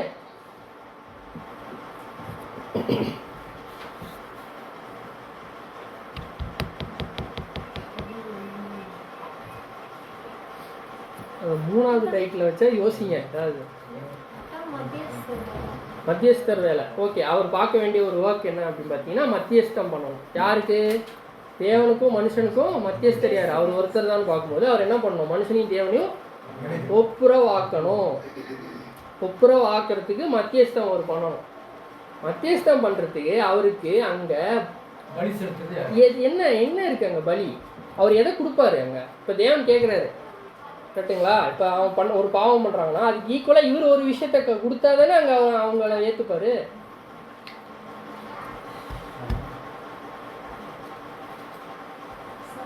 ஆக்சுவலாக இது பிபிடி இருந்தால் நல்லா இருந்திருக்கும். சரி, அடுத்த வசனம் வாசிச்சிருங்க. அது வசனத்தை வச்சு நம்ம அப்படி போவோம். 1 யோவான் 2ஆம் அதிகாரம் 1ஆம் வசனம். 1 யோவான் 2ஆம் அதிகாரம் 1 வசனம். 1 யோவான் 2ஆம் அதிகாரம் 1ஆம் வசனம். என் பிள்ளைகளே, நீங்கள் பாவம் செய்யாதபடிக்கு இவைகளை உங்களுக்கு எழுதுகிறேன். ஒருவன் பாவம் செய்வானானால், சோ இப்போ இங்க எதை பத்தி தான் பேசுறாருன்னா அவங்க பண்ற பாவத்தை பத்தி பேசுறாரு. ஆதாமின் பாவத்தை பத்தி என்ன பண்ணல, பேசல. வாசம். ஒருவன் பாவம் செய்வானானால் நீதிபரராய் இருக்கிற இயேசு கிறிஸ்து நமக்காக பிதாவினிடத்தில் பரிந்து பேசுகிறவராய் இருக்கிறார். சோ இப்போ என்ன பண்றாராம், பரிந்து பேசுறார். உலக ஜனங்களுக்கு அப்ப என்ன பண்றாருன்னா மத்தியஸ்தம் பண்றார். ஸோ 2 விஷயம், இதுதான் நான் பிபிடியில் பண்ண முடியல. மத்தியஸ்தம், பரிந்து பேசுதல், இது 2த்தையுமே கிறிஸ்து பண்ணணும். மத்தியஸ்தம் யாருக்கு பண்ணுவாராப்பா? உலக ஜனங்களுக்கு 1000 வருட அரசாட்சியில் பண்ற விஷயம் மத்தியஸ்தம். பரிந்து பேசுறது யாருக்குன்னா, யாருக்கு? சூப்பர், திருச்சபைக்கு இப்போ பண்ணிட்டு இருக்காரு. நமக்காக என்ன பண்றாரு அவரு? பரிந்து பேசுறாரு. பரிந்து பேசணும்னா அவர்கிட்ட என்ன இருக்கணும், ஏதாவது ஒரு விஷயம் இருக்கணும்ல. இப்போ ஒன்று எப்படி சொல்றது, ஈக்குவலான ஒரு விஷயம் இருந்தாலும் அவரால் என்ன பண்ண முடியும்னா, தேவனைக்கு பாருங்க, இதை நான் பண்ணியிருக்கேன், அவங்கள விட்டுருங்க. உதாரணத்துக்கு, தேவனே இதை நான் பண்ணிட்டேன், அவங்கள விட்டுருங்க, அவங்கள மன்னிச்சிருங்க, இதை தெரியாமல் பண்ணிட்டாங்க, மன்னிச்சிருங்க. தேவனே இதை நான் பண்ணியிருக்கேன், அவங்கள விட்டுருங்க அப்படின்னு நமக்காக பரிந்து பேசுறாரு. அதுக்கு அவர்கிட்ட ஏதாவது ஒரு விஷயம் இருக்கணும்ல, அதை அவர் கொடுத்துருக்கணும்ல. உண்மைத்தன்மை. ஓகே, அந்த வாசிச்சிருக்க 1 யோவான் 2ஆம் அதிகாரம் 2ஆம் வசனம். அடுத்த வசனம். நம்முடைய பாவங்களை நிவர்த்தி செய்கிற கிருபாதார பலி அவரே.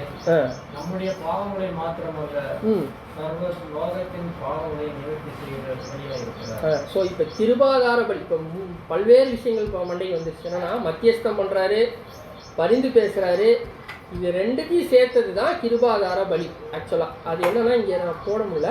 கிருபாதார பலி அப்படின்ற ஒரு விஷயம் இருக்குல்ல, வாசிங்க மறுபடியும் வாசிங்க. நம்முடைய பாவங்களை நிவர்த்தி செய்கிற கிருபாதார பலி அவரே. நம்முடைய பாவங்களை மாத்திரமல்ல. ஸோ இப்போ நம்முடைய பாவங்களை இங்கே யாரை குறிக்கிறாரு?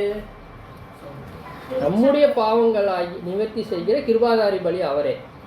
அப்போ நம்மளுடைய பாவத்தை நிறுத்தி செய்து கிருபாதார பலி அவர் தானே. அடுத்தது, நம்முடைய பாவங்களை மாத்திரமல்ல, சர்வலோகத்தின் பாவங்களை நிவர்த்தி செய்கிற பலிமறை. இது பேசுகிற எல்லா பாவமும் ஆதாமுடைய பாவமா?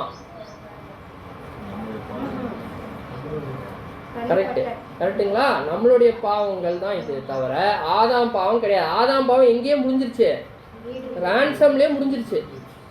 ரான்சமை விசுவாசிக்கிறதுலே நம்மளுடைய ஆதாமுடைய பாவத்தை சபைக்கு இப்போ மன்னிச்சிட்டாரு. உலக ஜனங்களுக்கு எப்போ மன்னிப்பார்? அவங்களுக்கு எப்போ சத்தியம் தெரிய வருதோ, அவங்க எப்போ ரேன்சம் விசுவாசிக்கிறாங்களோ, 1000 years 1000 வருட அரசாட்சி கண்ணுக்கு தெரிய ராஜ்யத்தில் அவங்களுக்கு வந்து என்ன ஆக்கப்படும், அவங்களுக்கு மன்னிக்கப்பட்டுரும் அப்போ. ஸோ அப்போ ரேன்சம்ன்றது ஆதாமுடைய பாவத்துக்காக மட்டும்தான் முடிஞ்சிருச்சு. நம்ம பண்ணுற பாவத்துக்காக தான் கிருபாதார பலி என்ன ஆகுதுன்னா செலுத்தப்படுது. உலக ஜனங்கள் பண்ண பாவம், இப்போ நான் அதனை கேட்டேன் முன்னாடி, இப்போ நம்ம பண்ணுற பாவத்துக்கும் உலக ஜனங்கள் பண்ணுற பாவத்துக்கும் என்ன எங்கே பலி அப்படின்னு கேட்டோம்ல, அந்த கிருபாதார பலியை தான் எங்கே கொடுத்துருக்காரு. இதுக்கு வந்து ஆக்சுவலாக கன்கார்டன்ஸில் அந்த கிருபாதார பலின்ற வார்த்தைக்கு கிரேக்க பதம் எடுத்து இங்கிலீஷில் டிரான்ஸ்லேட் பண்ணால் என்ன வரும் அப்படின்னா அட்டோன்மெண்ட். அட்டோன்மெண்ட்னா ஒப்புரவாகுதல், ஒப்புரவாகுதலின் நாள் அப்படின்னு சொல்லிட்டு என்ன பண்ணுவோன்னா படிச்சிருப்போம். நம்முடைய அன்பு சொல்கிற முத்து கிறிஸ்டோபர் பிரதர் வந்து வருஷக்கணக்காக என்ன பண்ணாருன்னா இது எடுத்தாருன்னு நினைக்கிறேன். இது ஆசரிப்பு கூடாரம், அதில் வந்து கண்டிப்பாக என்ன பண்ணியிருப்போம், எல்லாருமே பார்த்துருப்போமா? ஞாபகம் இருக்கா? ஏன் ஞாபகம் இருக்கான்னு கேட்குறேன்னா, உங்களுக்கு இது பண்ணுறதுக்காக கிடையாது, ஏன்னா அது மண்டையில் இருந்தால் இது புரியும், இல்லைன்னா இது புரியாது, அதுக்கு தான் கேட்குறேன். சரி, பேசாமல் வாசிச்சிருவோம். டே ஆஃப் அட்டோன்மெண்ட் லேவியராகும் 16ஆம் அதிகாரத்தை கம்ப்ளீட்டாக வாசிச்சிருவோம். 16ஆம் அதிகாரம். இப்போ நம்ம பார்க்குறது அட்டோன்மெண்ட் டே, அதாவது ஒப்புரவாகுதலின் நாள். இந்த இப்போ நம்ம பார்க்குற இந்த ஒப்புரவாகுதலின் நாளில் தான் உலக ஜனங்களுக்காக பண்ணுற பாவத்துக்கும் நம்ம பண்ணுற பாவத்துக்கும் கிருபாதார பலின்னு ஒன்று பார்த்தோம்ல, அது அங்கே நிறைவேற்றப்படுது. இதுவுமே சிலுவையில தான் முடிஞ்சிருக்கும். ஆனால் அதோட பார்ட், ஒவ்வொரு பார்ட்டும் நிறைவேற்றிருப்பார். அந்த அந்த டிஃப்ரென்ஸை வந்து நம்ம புரிஞ்சுக்கணும். வாசிங்க லேவியர் 16. ஸோ இந்த லேவி 16 முதல்ல சொல்லிடுறோம். இங்கே பாருங்கள், லேவியராகம் 16 படிக்கிறதுக்கு முன்னாடி லேவியர்கள் மட்டும்தான் ஆசாரியர் ஊழியம் பண்ணணும்னு சொல்லி உங்களுக்கு எல்லாம் தெரியும்ல, ஞாபகம் இருக்குல்ல? ஸோ லேவியர்களில் மட்டும்தான் லேவியர் இது பண்ணுவாங்க. ஆரோன் தான் என்ன ஆகணும்னா பிரதான ஆசிரியர் இருப்பார். அது ஞாபகம் இருக்குல்ல? பலி செலுத்துவாங்க. நமக்கு ஆசிரிப்பு கூடாரத்துடைய அந்த இதெல்லாம் தெரியும்னு நினைக்கிறேன், எனக்கு சரியாக தெரில. பலிபீடம் இருக்கும், தண்ணீர் தொட்டி இருக்கும், இன்சென்ஸ் ஆல்டர் இருக்கும், பரிசுத்த ஸ்தலம், மகா பரிசுத்த ஸ்தலம், அதெல்லாம் நான் தெரியுமா? ஞாபகம் இருக்கா? சரி வாசிங்க. லேவியராகமம் 16 அதிகாரம் 1 வசனங்கள். ஆரோனின் 2 குமாரர் கர்த்தருடைய சந்நிதியிலே சேர்ந்து மரித்து போன பின்பு கர்த்தர் மோசேயை நோக்கி, கிருபாசனத்தின் மேல் ஒரு மேகத்தில் நான் காணப்படுவேன். ஆதலால் உன் சகோதரனாகிய ஆரோன் சாகாதபடி பரிசுத்த ஸ்தலத்திலே திரைக்கு உட்புறத்தில் இருக்கிற பெட்டியின் மேல் உள்ள கிருபாசன மூடிக்கு முன்பாக சகல வேளையிலும் வர வேண்டாம் என்று அவனுக்கு சொல். ஆரோன் பரிசுத்த ஸ்தலத்துக்குள் பிரவேசிக்க வேண்டிய விதமாவது, இப்ப நல்லா கவனிங்க, அவன் ஒரு காளையை பாவ நிவாரண பலியாகவும் ஒரு ஆட்டுக்கடாவை சர்வாங்க தகன பலியாகவும் செலுத்தி பிரவேசிக்க வேண்டும். சோ இப்ப இங்க ஆரோன் என்னத்தை செலுத்துறார்? என்ன பலி? பாவ நிவாரண பலி, சர்வாங்க தகன பலி. பாவ நிவாரண பலியை மட்டும் தான் இப்போ ஃபோக்கஸ் பண்ணுறோம் நம்ம. ஏன்னா நிறைய பலி கொடுப்பாங்க அவங்க, சின்ன ஆஃபரிங், பீஸ் ஆஃபரிங், அந்த மாதிரி நிறைய இருக்கும். அதில் நம்ம பார்க்க போகிறது பாவ நிவாரண பலி. ஓகேவா? ஸோ பாவ நிவாரண பலிக்கு ஆரோன் முதலாவது என்ன பண்ணணும்? ஒரு காளை என்ன பண்ணணும்? பலி கொடுக்கணும். தெரிந்துக்கொள்ளணும் ஃபஸ்ட்டு, சரிங்களா? ஒரு காளை தெரிஞ்சுக்கணும். அப்புறம் ஃபஸ்ட் கண்டினியூ பண்ணுவோம். அவன் பரிசுத்தமான ஒரு நிமிஷம், காளை மட்டும்தான் நாங்கள் வசனம் அப்படி இல்லையே. இல்லைன்னா பைபிள் எடுங்க, பைபிளில் பாருங்கள். ஏன் எல்லாம் லேவியராகம் 16 இல்லையா?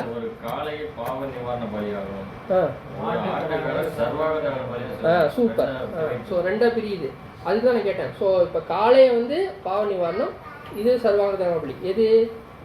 ஆட்டுக்கடா. ஸோ இப்போ ஆனால் இப்போ பாவ நிவாரணம், அந்த அட்டோன்மெண்ட் டே, அந்த ஒப்புரவாகுதல் நடக்கணும்னா ரெண்டுமே நான் ஒன்றா இப்படி பலி ஆகணும். அதை வந்து மைண்டில் வச்சுக்கணும், சரியா? இது என்றைக்கு நடக்கும் அப்படின்னு பார்த்தீங்கன்னா 7வது மாதம் 10வது நாள் வந்து நடக்கும்.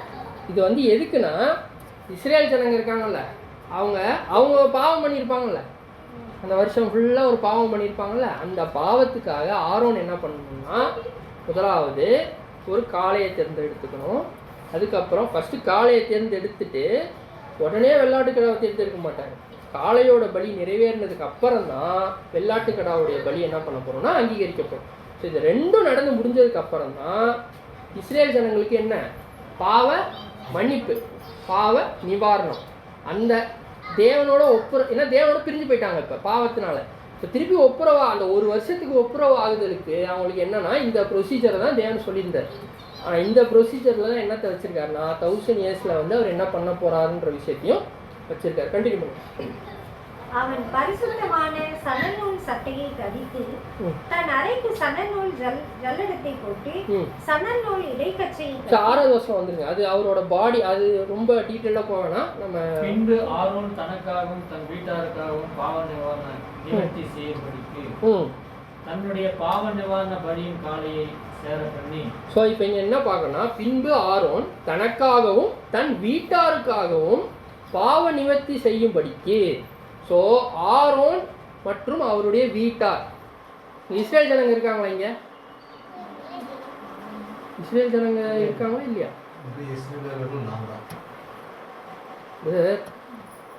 இங்கே நான் கேட்குறது என்னன்னா ஆரோன் தனக்காகவும் தன் வீட்டாருக்காகவும்னா நான் அதுக்கு தான் முதலே கேட்டேன் ஆசாரிய ஊழியம் யார் பண்ணணும்?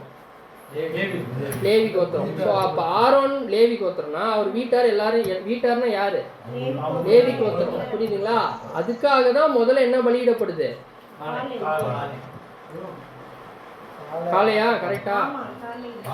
ஸ்ட்ராங்கா இருக்கணும். வசனம் இருக்குன்னா வசனம் இருக்கிறது ஸ்ட்ராங்கா இருக்கும். வாசிங்க கட்டிங்க. பின்பு ஆரோன் தனக்காகவும் தன் வீட்டாருக்காகவும் பாவ நிவர்த்தி செய்யும்படிக்கு தன்னுடைய பாவ நிவாரண பலியின் காளையை தம்முடைய பாவ நிவாரண பலியின் காளை. ஸோ அப்போ ஆரோனுக்கும் அவங்க வீட்டாருக்கும் முதல்ல என்ன பண்ணணும்? பாவ நிவாரண பலி செலுத்தணும். அது யார் தான் செலுத்துறா? காளை தான் செலுத்துது. அதுக்கு ஈக்குவலான பலியா யாரு செலுத்த போறான்னா காளை தான் செலுத்துது. கண்டினியூ பண்ணுங்க. அந்த 2 வெள்ளாட்டு கடாக்களையும் கொண்டு வந்து ஆசாரிப்பு கூடார வாசலிலே கர்த்தருடைய சந்நிதியில் நிறுத்தி அந்த 2 வெள்ளாட்டு கடாக்களையும் குறித்து கர்த்தருக்கென்று ஒரு சீட்டும் போக்காடாக விடப்படும். வெள்ளாட்டு கடாவுக்கென்று ஒரு சீட்டும் போட்டு கர்த்தருக்கென்று சீட்டு விழுந்த வெள்ளாட்டு கடாவை பாவ நிவாரண பலியாக சேர பண்ணி போக்காடாக விடப்பட்ட சீட்டு விழுந்த வெள்ளாட்டு கடாவை அதை கொண்டு பாவ நிவர்த்தி உண்டாக்கும் அந்த போக்காடாக வனாந்தரத்தில் போக விடவும் கர்த்தருடைய சந்நிதியில் உயிரோடு நிறுத்தி. ஓகே. ஸோ இது வரைக்கும் பார்த்தோம்னா நமக்கு என்ன தெரியுதுன்னா ஃபர்ஸ்ட் காளை பலியிடப்படணும். அதுக்கப்புறம் என்ன ஆகுதுன்னா ஒரு சீட்டு போடுறாங்க. போட்டு என்ன தேர்ந்தெடுக்கிறாங்க? கர்த்தருடைய ஆடு எது, போக்காடு எது அப்படின்னு சொல்லி சீட்டு போட்டு தேர்ந்தெடுக்கிறாங்க. தேர்ந்தெடுத்து போக்காடு என்ன பண்ணிடுவாங்கன்னா வனாந்தரத்துக்கு அனுப்பிச்சிடுவாங்க. இந்த ஆடு என்ன ஆடு? கர்த்தருடைய ஆடு வந்து பாவ நிவாரண பலியில் ஒரு பங்காக வைக்கப்படுதுன்னு பார்க்கலாம். ஸோ இப்போ அதுலேயே 15ஆம் அதிகாரம் வாசிங்க. 16லேயே 15 வசனம். பின்பு ஜனத்தருடைய பாவ நிவாரண பலியான வெள்ளாட்டு. இப்போ நல்லா நோட் பண்ணீங்கன்னா பின்பு ஃபர்ஸ்ட் என்ன பார்த்தோம்? 6ஆம் அதிகாரத்தி 6ஆம் வசனம் நினைக்கிறேன். ஆமா, 6ஆம் வசனத்துல காளை யாருக்காக பலியிடப்படுது? வீட்டாருக்காகவும் பலியிடப்படுது. இங்க ஆடு எதுக்காக பலியிடப்படுதுன்னு இங்க பாக்குறோம். வாசிங்க 15ஆம் வசனம். ஜனத்தருடைய பாவ நிவாரண பலியான. சோ இங்க ஜனங்கள்னு குறிக்கிறது யாரை குறிக்குது? பின்பு ஜனங்களுடைய பாவ நிவாரண பலிக்காக வெள்ளாட்டுக்கடாவை அவர் கொன்று அப்படின்னு பார்க்குறோம். ஸோ இப்போ இஸ்ரேல் ஜனங்களுடைய பாவம் ஃபுல்லாக மன்னிக்கப்படணும்னா அது யார் மேலே தான் சுமத்தப்படுது? கர்த்தருடைய ஆடு. ஆரோனும் அவருடைய வீட்டாருடைய பலி அவங்களுக்கு யார் மேலே சுமத்தப்படுது? காளை மேலே. இதை நல்லா புரிஞ்சுக்குங்க. இந்த அண்டர்ஸ்டாண்டிங் இருந்தால் தான் நம்ம எதுக்கு பலி செலுத்திட்டு இருக்கோன்னே உங்களுக்கு என்ன பண்ணுவோம், நமக்கு என்ன பண்ணும் புரியுதுங்களா? ஸோ அந்த கண்டினியூ பண்ண முடியும். அதன் ரத்தத்தை திரைக்கு உட்புறமாக கொண்டு வந்து காளையின் ரத்தத்தை தெளித்தது போல. ஸோ காளையின் ரத்தத்தை தெளித்தது போல. அப்போ முதல்ல என்ன முடிஞ்சிடணும்? காளையின் ரத்தத்தை தெளித்தது போல அப்படின்னா காளை முதல்ல என்ன ஆயிடுச்சு? பலியாகி மகாபரிசுத்த ஸ்தலத்துல போய் சேர்ந்துட்டு அதுக்கப்புறம் தான் என்ன ஆகுது? ஆடு தெரிந்து கொள்ளவே படுது.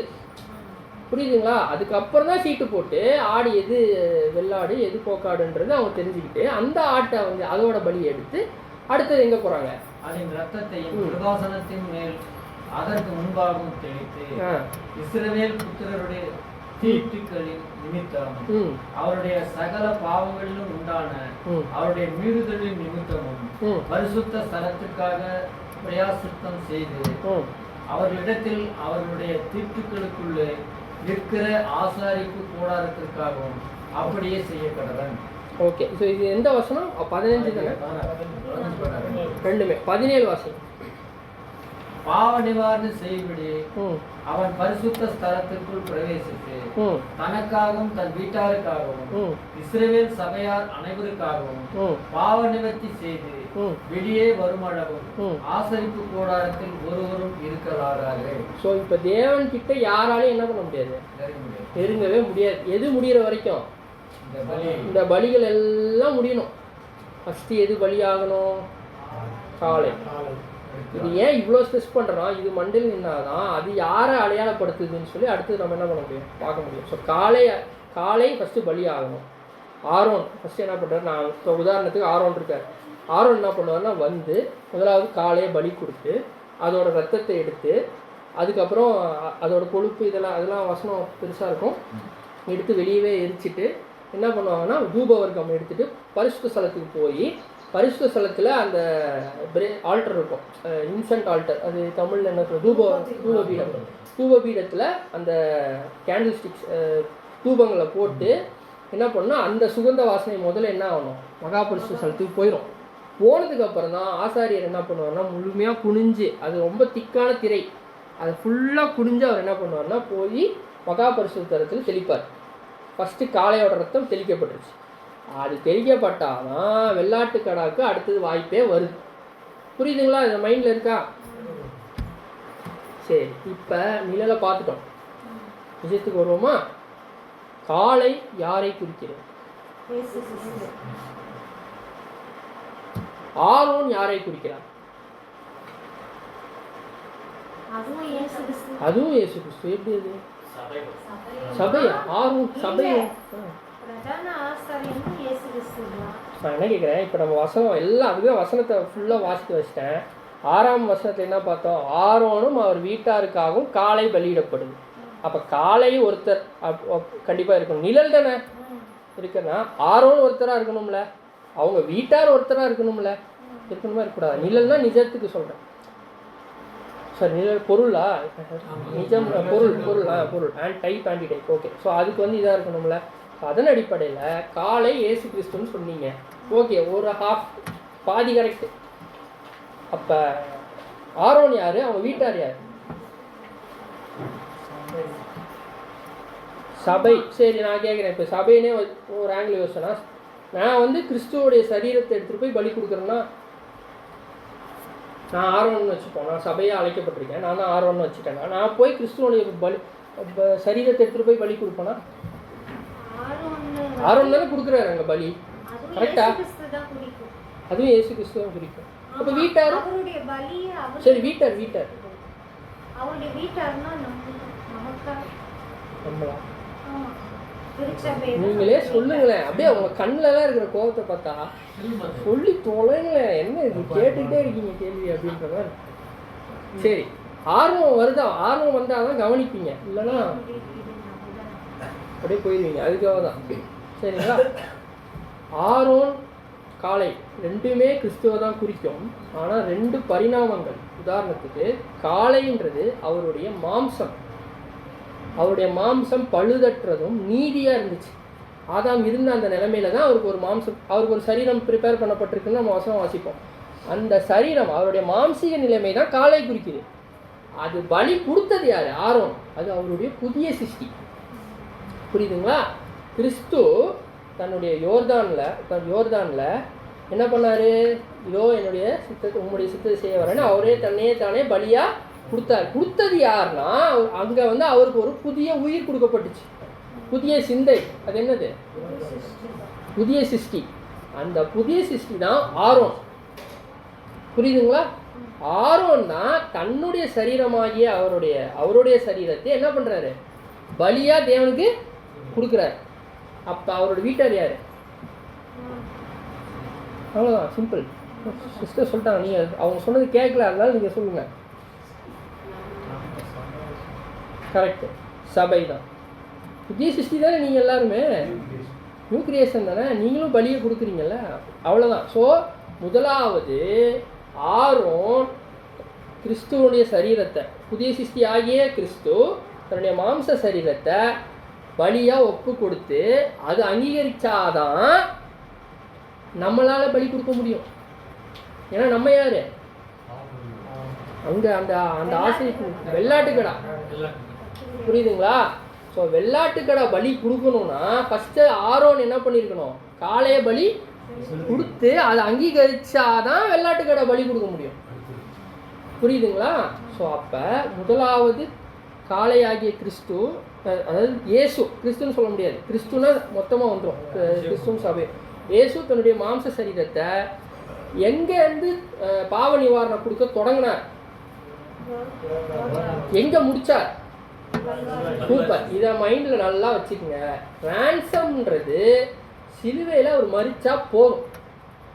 ஆதாமுடைய ஈக்குவலாக பலி கொடுக்கணும்னா சிலுவையில் கிறிஸ்து மரிச்சாலே போதும், அவர் பாடு பண்ண தேவையில்லை. புரியுதுங்களா நான் சொல்கிற கான்செப்ட்? புரியுதா? அவர் வந்து ஒரு ஒரு ஜீவனுக்கு ஒரு ஜீவன் வந்து என்ன ஆக பண்ணணும்னா கொல்லப்படணும், அவ்வளோதான் ரான்சமோட அப்ளிகேஷன்.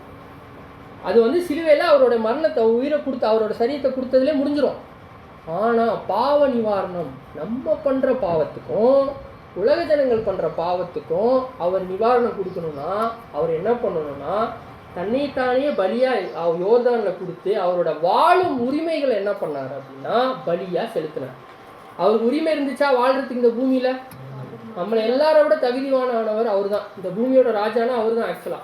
ஆனால் அவர் என்ன பண்ணார்? அந்த 3.5 வருஷம் எல்லாத்தையுமே இழந்தார், எல்லாத்தையுமே பலியாக கொடுத்தார். அதுதான் அந்த சுகந்த வாசனையாக என்ன பண்ணுச்சுன்னா மகாபரிசுத்த ஸ்தலத்துக்கு போச்சு. கரெக்டுங்களா? அந்த மகாபரிசுத்த ஸ்தலத்தில் போய் அது அந்த அந்த சுகந்த வாசனையினால் கிறிஸ்துவனுடைய பலி அங்கீகரிக்கப்பட்டதுக்கு அப்புறம் தான் வெள்ளாட்டுக்கடாவே உள்ளே வரும். அப்போ ரேன்சம்ன்ற விஷயம் ஃபஸ்ட்டு கொடுத்துட்டாரு, அது எல்லாருக்கும் அப்ளை ஆகும். நமக்காக கொடுக்க வேண்டிய பாவ நிவாரண பலி அவரோட பார்ட் அவர் என்ன பண்ணிட்டாரு? கொடுத்துட்டார். காலை கொடுக்கப்பட்டுருச்சு. யாருக்காகும்? ஆரோனுக்கும் வீட்டாருக்காகும் கொடுக்கப்பட்டாதான் இஸ்ரேல் ஜனங்களுக்கு வெள்ளாட்டுக்கடை என்ன பண்ண முடியும்?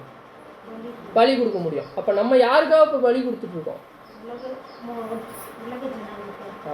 அதை மைண்டில் வைங்க. உலக ஜனங்களுக்கு நிவாரணம் வரணும்னா நான் ஓடணும், ஒழுங்காக ஓடணும்னு சொல்கிறோமோ தவிர அது சத்தியத்தின்படி எப்படி அது அந்த ஸ்ட்ரக்சர் இருக்குன்றது நமக்கு என்ன பண்ணுறது இல்லை, புரியுறது கிடையாது. ஸோ இப்போ நமக்கு பாவ நிவாரண பலி, அதனால தான் நான் சொன்னேன் பாவ நிவாரண பலிகள்னு சொன்னேன். இப்போ நம்ம இது பார்த்தோம்ல, பஸ்கா சொன்னேன், ஈடு பலின்னு சொன்னேன், பாவ நிவாரண பலிகள். ஸோ பாவ நிவாரண பலியில் கிறிஸ்துவுக்கு பங்கு இருக்குது, சபைக்கு என்ன இருக்குது?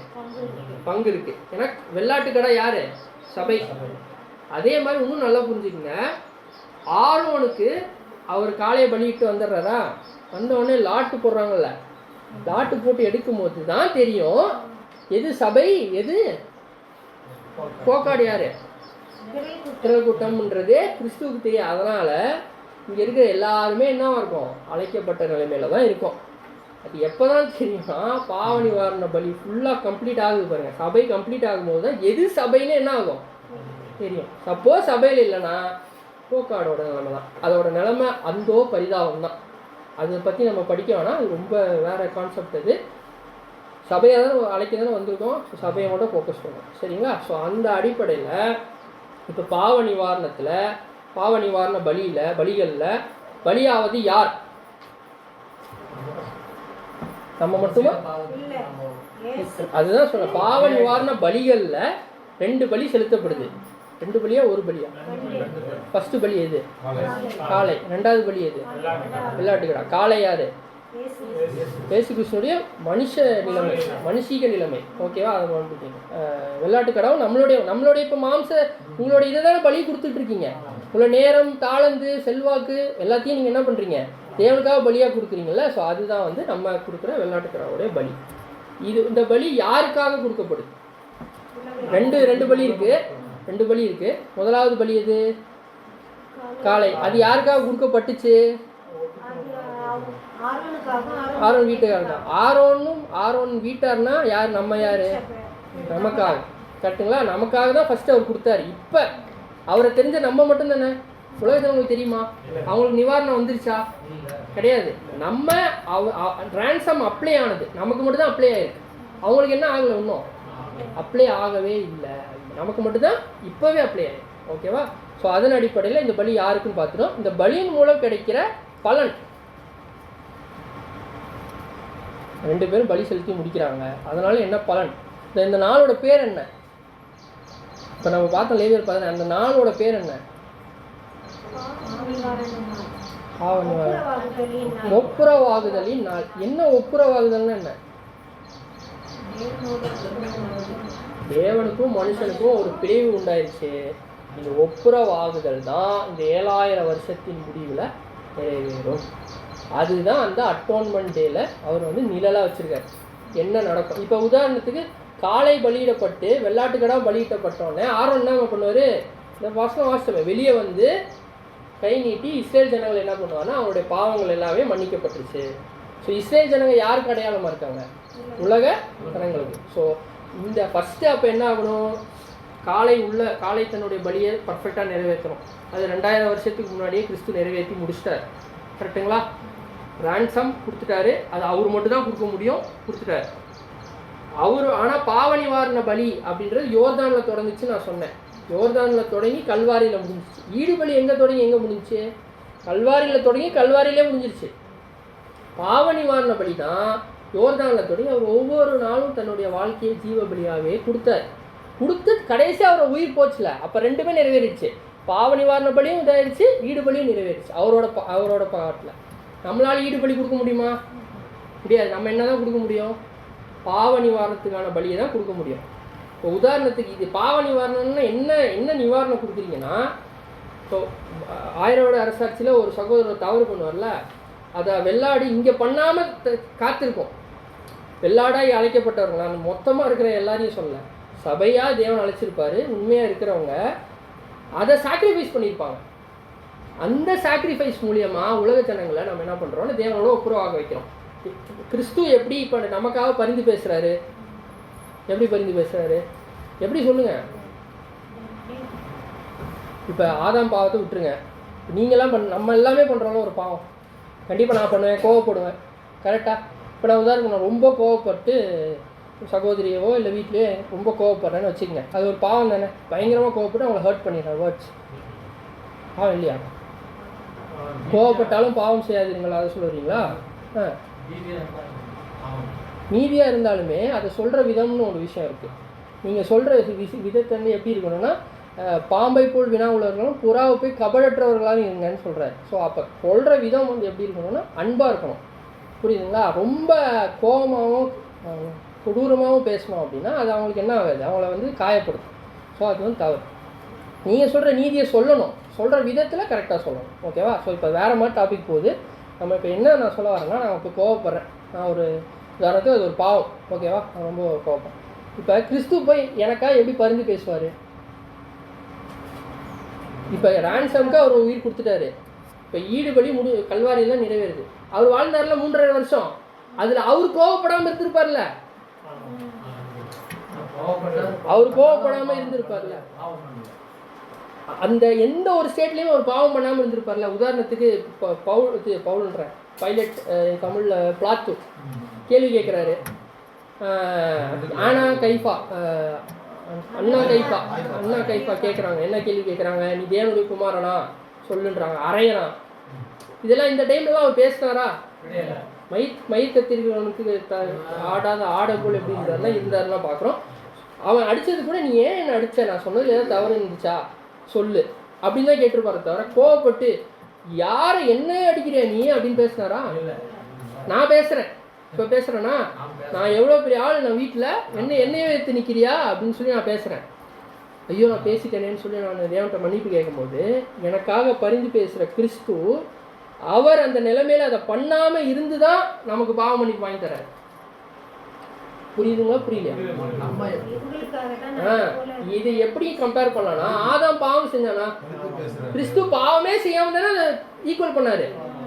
அதே மாதிரிதான் நான் இப்போ பண்ற பாவத்தை கிறிஸ்துவுக்கும் அதே நிலைமை வந்திருக்கும். நமக்கு வந்த எல்லா நிலைமையும் அவருக்கு வந்திருக்கும். ஆனா அந்த நேரத்துல அவர் தன்னுடைய குணலட்சணங்களை காட்டி இப்போ நம்மளை நீதியின் வஸ்திரத்தெல்லாம் மூடி இருக்கான்னு சொல்றாருல, அவருடைய நீதியின் வஸ்திரம் அது.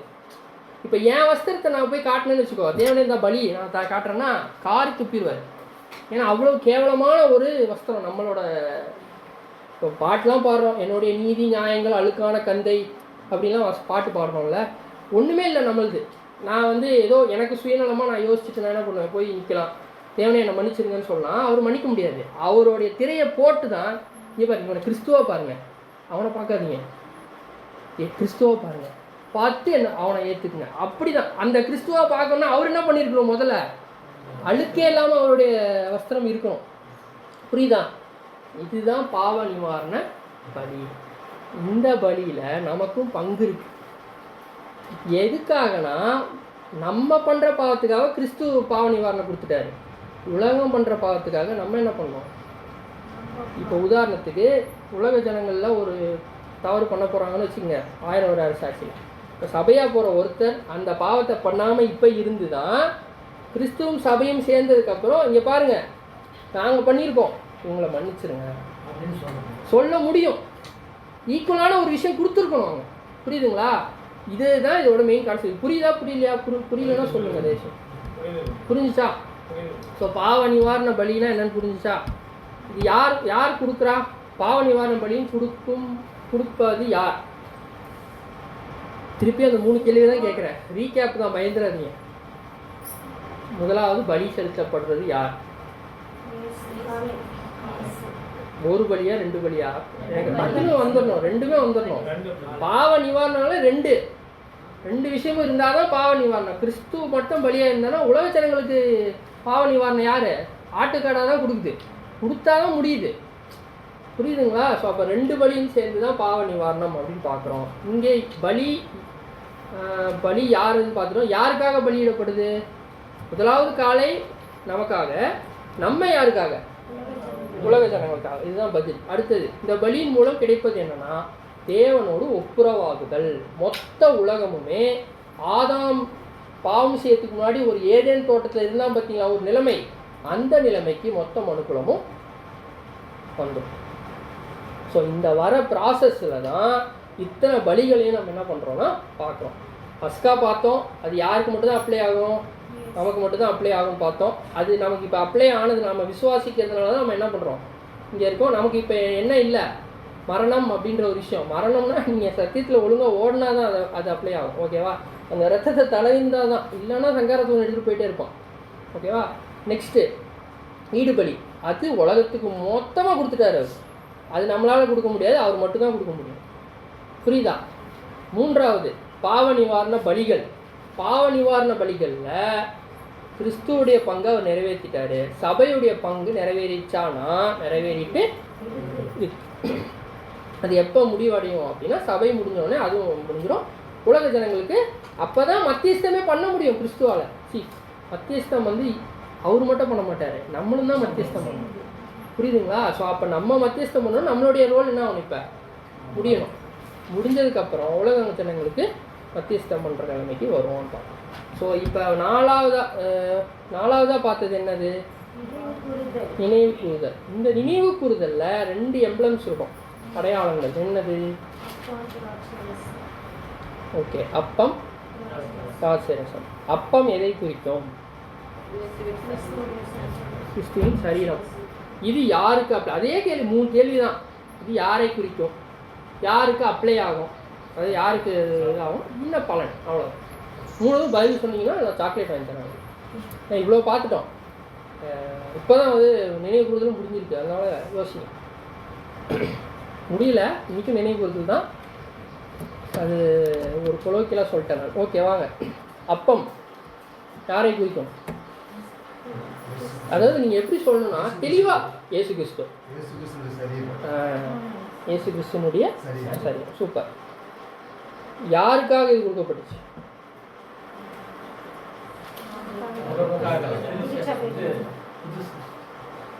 புது சிருஷ்டிக்கு பலியா? சரி. சரீரத்தை யார் கொடுத்தாரு அப்படின்ற வகையில் இல்லை இல்லை அது ஓகே. சகோதரர் சொல்லிட்டாரு, நீங்கள் திங்க் பண்ணுங்க. சரீரம் யாருக்காக கொடுக்கப்படும்? எக்ஸாக்ட்லி, ஒட்டுமொத்த மனுக்குலத்துக்காக தான் என்ன பண்ணாரு? சரீரத்தை கொடுத்தாரு. ஆன்சர் கொடுத்தாரா இல்லையா? ஒரு சரீரத்தை மொத்த மனுக்குலத்துக்காக தான் கொடுத்துருக்காரு. அதனால தான் இந்த அப்போன்றது உலக ஜனங்களுக்கும் அப்ளை ஆகும் 1000 இயர்ஸில். ஆனால் ரெண்டாவது ஒன்று இருக்குது பார்த்தீங்களா, என்னது இது? திராட்சை ரசம். இது யாரை குறிக்கும்? ஓகே, யாருக்காக? யாருக்காக?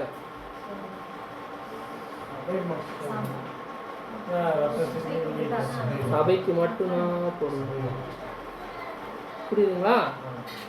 இந்த சப்ஜெக்ட் கேட்டிருக்கீங்கள, திராட்சை ரசம்ன்றது நமக்கு மட்டும்தான் பங்கு இருக்குது, உலக ஜனங்களுக்கு பங்கு கிடையாது. இதுதான் பாவ நிவாரண பலி. பாவ நிவாரணத்துக்காக இதில் இருக்கிற மொத்த இதையும் குடிச்சிருங்கன்னு சொல்லுவார். யூ ட்ரிங்க் அப்படி வசனமே பார்த்துருவோம். மத்திய 26ஆம் அதிகாரம் 26ஆம் வசனத்துலேருந்து 28 வரை.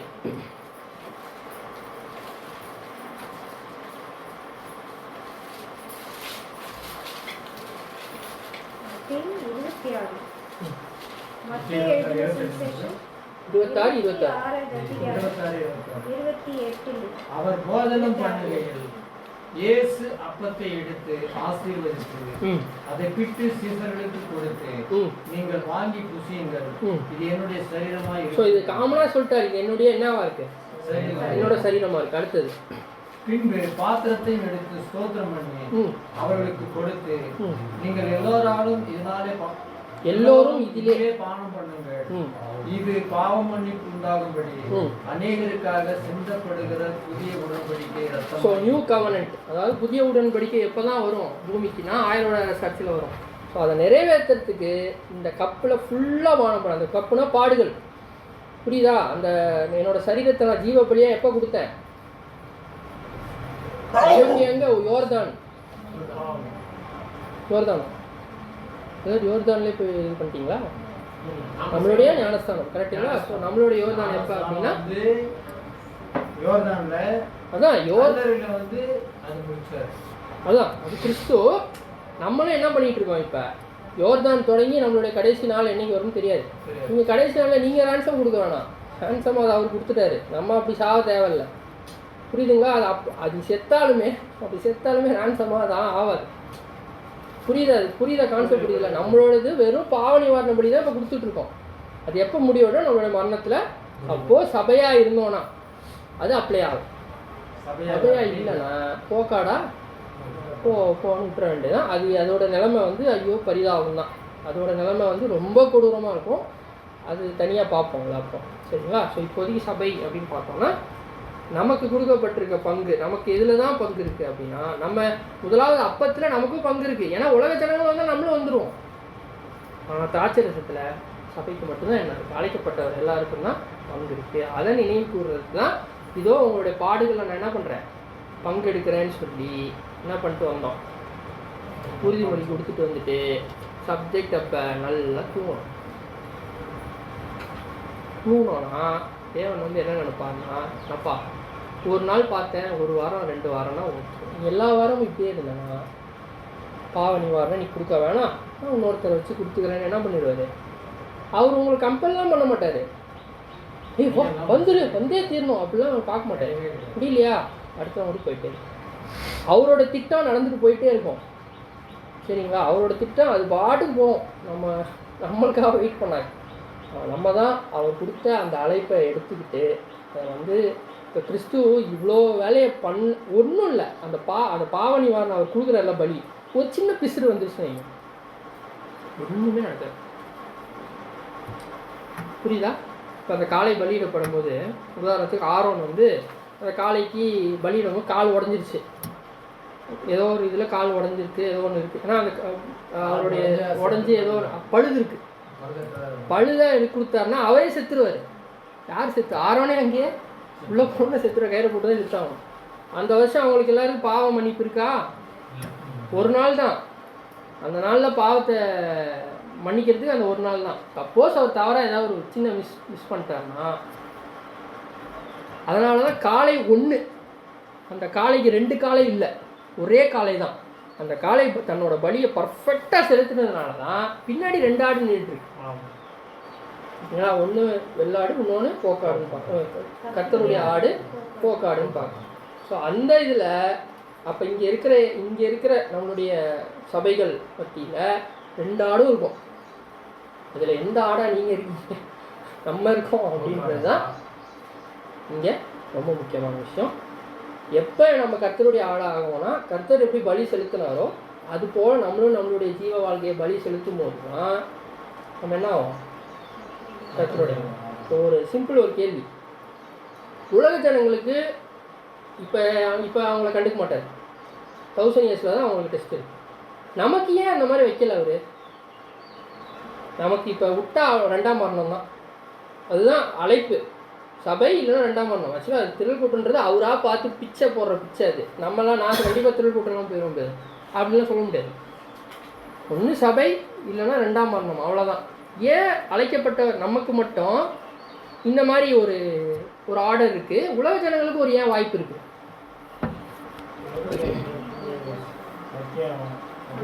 சத்திய அறிவு இல்லை, கல்வி ஒரு நல்ல பதில். இது ரொம்ப ஒரு யோசிக்கக்கூடிய விஷயம். நான் இப்போ ரீசெண்டாக தான் அது படித்தேன். உலக ஜனங்களுக்கு என்ன கொடுக்குறாரு? மாம்சீக நிலைமை தானே கொடுக்குறாரு. நம்மளுக்கு அது தரமாட்டேன்ட்டார். ஏன் தரமாட்டேன்னாருன்னா, நீ அதை தூக்கி பலியாக கொடுத்துட்டிய. இப்போ என்ன பண்ணிடுறேன், நான் இதோ சித்தத்தை செய்ய வரேன்னு சொல்லிட்டு தூக்கி பலியாக வச்சிட்டேன். அது எரிஞ்சிக்கிட்டு இருக்கு. ஒன்று நான் புதிய சிருஷ்டியாக இருக்கிற இந்த புதிய சிருஷ்டி ஆவியின் சரீரம் கொடுத்து பல்லவம் போகணும். இல்லைனா அதுதான் பலியாக கொடுத்துட்டியே. நீ என்னது உனக்கு நான் என்னத்தை கொடுக்க முடியும்? உனக்கு வாழ்க்கை கொடுக்க முடியாது. நான் நீ பலியாக கொடுத்து தான் புதிய சிருஷ்டியை வாங்கியிருக்க. புதிய சிருஷ்டிக்கு சரீரம் கொடுக்கறதுக்கு தான் நான் இங்கே உனக்கு மத்தியஸ்தம் பண்ணிகிட்டு இருக்கேன். பரிந்து பேசிகிட்டு இருக்கேன். இப்போ புதிய சிருஷ்டிக்கான சரீரத்தை நீ வாங்கலாம்னா 2ஆம் மரணம் தான். புரியுதா? சிம்பிள். உலக ஜனங்களுக்கு ஏன் இது இருக்குன்னா, இப்போ அவங்க எதுவும் பலி கொடுக்கல, அவங்க எதையுமே பலி கொடுக்கல. அவங்க எப்போ கொடுக்கணும்? அவங்க அந்த டைமில் வரும்போது ஹிட்லராக வந்தால் யூதர்கள் தான் அவருக்கு சத்தியம் சொல்லுவாங்க. முற்பிதாக்கள் யார்? யூதர்கள் தானே. ஹிட்லருக்கு பிடிக்குமா? இப்போ ஆபிரகாம் சத்தியம் சொல்கிறான்னு வச்சுக்கோங்க, யூதன் எனக்கு சொல்கிறியா நீ அப்படின்னு தோணுமா தோணாதா? ஏன்னா இறந்த விதத்தில் தான் அவர் எந்திரிப்பார். யூதர்களை கொண்டுட்டு தான் எந்திரிப்பார். எந்திரிச்சோன்னு யூதர்கள்லாம் நின்று எனக்கு சொல்லும் போது அவருக்கு ரொம்ப ஜாலியாக இருக்கும். ஓகே, அவங்க ஏற்றுக்கிறேன். சில நேரம் நடிப்பார், சில நேரம் தவறான விஷயங்கள் பண்ணலாம். கரெக்டாக அது எப்படி இருக்கும், அவரோட நிலைமை எப்படி இருக்குன்னு நமக்கு தெரியாது. இப்போ இன்னொரு எக்ஸாம்பிள், ஆதாம் எந்திரிக்கிறாருன்னு வச்சுப்போம். அவர் அடுத்த நிமிஷம் என்ன ஆயிடுவார், ஐயோ என்னை விட்டுருங்கன்னு நான் ஏற்றுப்பேன். ஏன்னா அவர்னால தான் இவ்வளோ விஷயம் நடந்திருக்கு. கரெக்டாக. ஸோ அவரோட டைம் ரொம்ப கம்மியாக இருக்கலாம், அனுமானிக்கிறோம். வசனம் இல்லை, அனுமானிக்கிறோம். அதனால் ஒவ்வொருத்தருக்கும் ஒவ்வொரு விஷயம் என்ன இருக்குன்னா அந்த காலகட்டத்தில் இருக்கும். அது எதுவுமே அப்போ நமக்கு இருக்காது. காரணம் இப்போவே இருந்துருக்கு. நமக்கு இப்போவே சோதனை, இப்போவே அதுக்கான முடிவு. இதை விட அது கஷ்டம். ஏன் கஷ்டம்னு சொல்கிறேன்னா, மகா உபத்திரவ காலத்தில் மாட்டினோம்னா ரொம்ப கொடுமையான ஒரு காலம். இந்த மாதிரி உட்காந்துலாம் சப்ஜெக்ட் கேட்க முடியாது, தெரிச்சு ஓடுவோம். அந்த அளவுக்கு தான் இருக்கும். இஸ்ரேல் நாங்கள் 70 வார தீர்க்க தரிசனத்துக்கு அப்புறம் கடைசியில் அவங்க எப்படி சிதறடிக்கப்படுறாங்க அதை கம்பேர் பண்ணி பார்த்தீங்கன்னா, அந்த காலம் கிறிஸ்து சொல்லுவார், இந்த அளவுக்கு ஒரு விஷயம் வந்ததே இல்லை அப்படின்லாம் நம்ம வாசிப்போம். இது வரைக்கும் சம்பவியாததும் சம்பவிக்கக்கூடாதுமான மகா உபத்திரவ காலத்துக்குள்ளே போவீங்கன்னு பார்ப்போம். அந்த உபத்திரவ காலத்தில் இப்போவே நம்ம அப்படியே இருந்தோன்னா, அப்போ பின்னாடி பெரம்பில் அடி விழுந்துட்டுருக்கு. என்ன ஆகும்? இருக்க மாட்டோமா? அங்கே இருக்கவே கூடாது. அதுக்கு முன்னாடியே சபையாக போயிடணும். அதுதான் என்ன இருக்கணும், நோக்கமாக இருக்கணும். ஸோ இதை சிந்தையாக வைத்து என்ன பண்ணணும் அப்படின்னா, உங்களுடைய பலிகளை இனிமேல் நீங்கள் என்ன பண்ணுங்கன்னா, பழுதற்றதும், அதாவது பலிகள்னால் நீங்கள் என்ன நினச்சிடக்கூடாதுன்னா, உள்ளே ஒன்று வச்சுட்டு வெளியில் நம்ம என்ன பண்ணக்கூடாதுன்னா, தேவனுக்காக ஊழியம் பண்ணுறேன் அப்படின்னு சொல்லிட்டு நம்ம இருக்கக்கூடாது. ஏன் இருக்கக்கூடாதுன்னா, அது வெளியில் மனுஷங்களுக்கு பார்க்கும்போது பிரதர் ரொம்ப நல்லா பண்ணுறாரு அப்படின்னு தான் தோணும். ஆனால் இருதயத்தை தான் தேவன் பார்க்குறாரு. ஃபைனலாக உங்களுக்கு கொடுக்க போகிற ரிவார்டு இருதயத்தை வச்சு தானே தவிர, இவ்வளோ விஷயத்தை சபை மக்களுக்காக செஞ்சேன் நான் அப்படின்றதுக்காக கிடையாது. அதுக்காக செய்யாமல் இருக்கவும் கிடையாது. ரெண்டுத்தையும் ஒரே நிலைமையில் வச்சு, உதாரணத்துக்கு சபைக்காக நான் செய்கிறேன், நான் முழு மனதோடு என்ன பண்ணணும்னா பலி கொடுக்கணும். உங்களுடைய நேரம், உங்களுடைய தாளந்து, உங்களுடைய செல்வாக்கு, இது எல்லாத்தையும் என்ன பண்ணணும், தேவனுக்காகவும் அவருடைய மனவாட்டி, அவருடைய மகனுடைய மனவாட்டியாக அழைக்கப்பட்ட ஒவ்வொருத்தருக்காகவும் என்ன பண்ணணும்னா பலி செலுத்தணும்னு பார்ப்போம். அதே மாதிரி உலகத்தில் இருக்கிறதுனால உலகத்தோடு ஒன்றி வாழ்கிற ஒரு கட்டத்தில் இருந்தாலும் தேவனுடைய ஊழியன்னு வந்துருச்சுன்னா அது எல்லாத்தையும் தூக்கி போகிறோம். அதுக்கு பேர் தாங்க பலி. அந்த நேரத்தில் போட்டு விட்டுறது, அந்த நேரத்தில் போட்டு விட்டிங்கன்னா அது பேர் பலியே கிடையாது அப்படின்பாங்க. ஸோ இதன் அடிப்படையில் எல்லோரும் இந்த சிந்தையோட டெய்லி பலி செலுத்துங்க. உங்களால் முடிஞ்சது தான் தேவன் பார்க்குறாரு. இப்போ உதாரணத்துக்கு இந்த இந்த ஒரு எக்ஸாம்பிள் சொல்கிறேன். சேர் எடுத்து போகிறது தான் என்னோட பலின்னு வச்சு இன்னைக்கு எனக்கு கை வேலை செய்யலை, என்னால் கையை தூக்கவே முடியல உதாரணத்துக்கு சொல்கிறேன். ஆனால் எனக்கு இருதயத்தில் ஒரு சிந்தனை இருக்குல்ல, ஐயோ என்னால் செய்ய முடியலையே அப்படின்னு சிந்தனை, அதை தான் தேவன் பார்ப்பார்.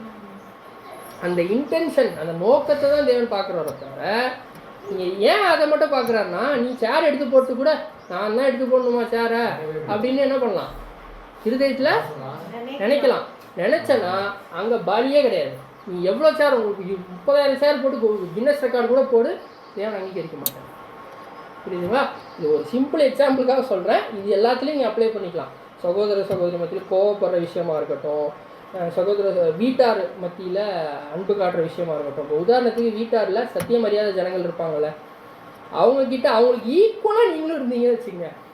நீ பேசுறியா நானும் பேசுகிறேன் அப்படின்னு ஈக்குவலாக இருந்தீங்கன்னா ஆஜயத்தில் என்ன கேள்வி வரும், இவன் எனக்கு மேலே சண்டை போட்டுட்டு இருந்தான், இவன் எப்படி சபை கேள்வி வருமா வராது?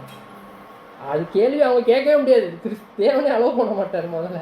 ஓகேவா? ஸோ அதனால் அந்த அடிப்படையில் நம்மளுடைய ஒரே நாளில், அதனால தான் பலியின் ஜீவியம் பார்த்தீங்கன்னா யோர்தான் நம்மளோட ஞானஸ்தானத்தில் தொடங்கி நம்மளுடைய மரணம் வரைக்கும் இருக்குது. அது வரைக்கும் ஒரு வாய்ப்பு தராரு. ஒவ்வொரு நாளும் நம்ம சரி செய்துக்கணும்னு தான் எதிர்பார்க்குறாரு. புரியுதுங்களா? இப்போ சபைகள் எடுத்துக்கிட்டோம்னா, 7 கால சபைகள் எடுத்துக்கிட்டோம்னா, இப்போ சர்தையா இருக்கட்டும், சிமிர்னா, இந்த மாதிரி சபைகள்லாம் சத்தியம் நம்ம அளவுக்கு கிடைச்சிச்சானா கிடைக்கல. இப்போ நமக்கு கிடைச்சிருக்குல்ல, 7ஆம் கால சபைக்கு கிடைச்ச அளவுக்கு சத்தியம் அங்கே கிடைக்கல. ஆனால் அவங்களுக்கு ஏற்ற விசுவாசம் அவங்ககிட்ட இருந்துச்சு. புரியுதா? அவங்க ரத்த சாட்சியாக தான் மறிச்சாங்க. இப்போ யாராவது இங்கே ரத்த சாட்சியாக மறிச்சிட்டு இருக்கோமா? கிடையாது.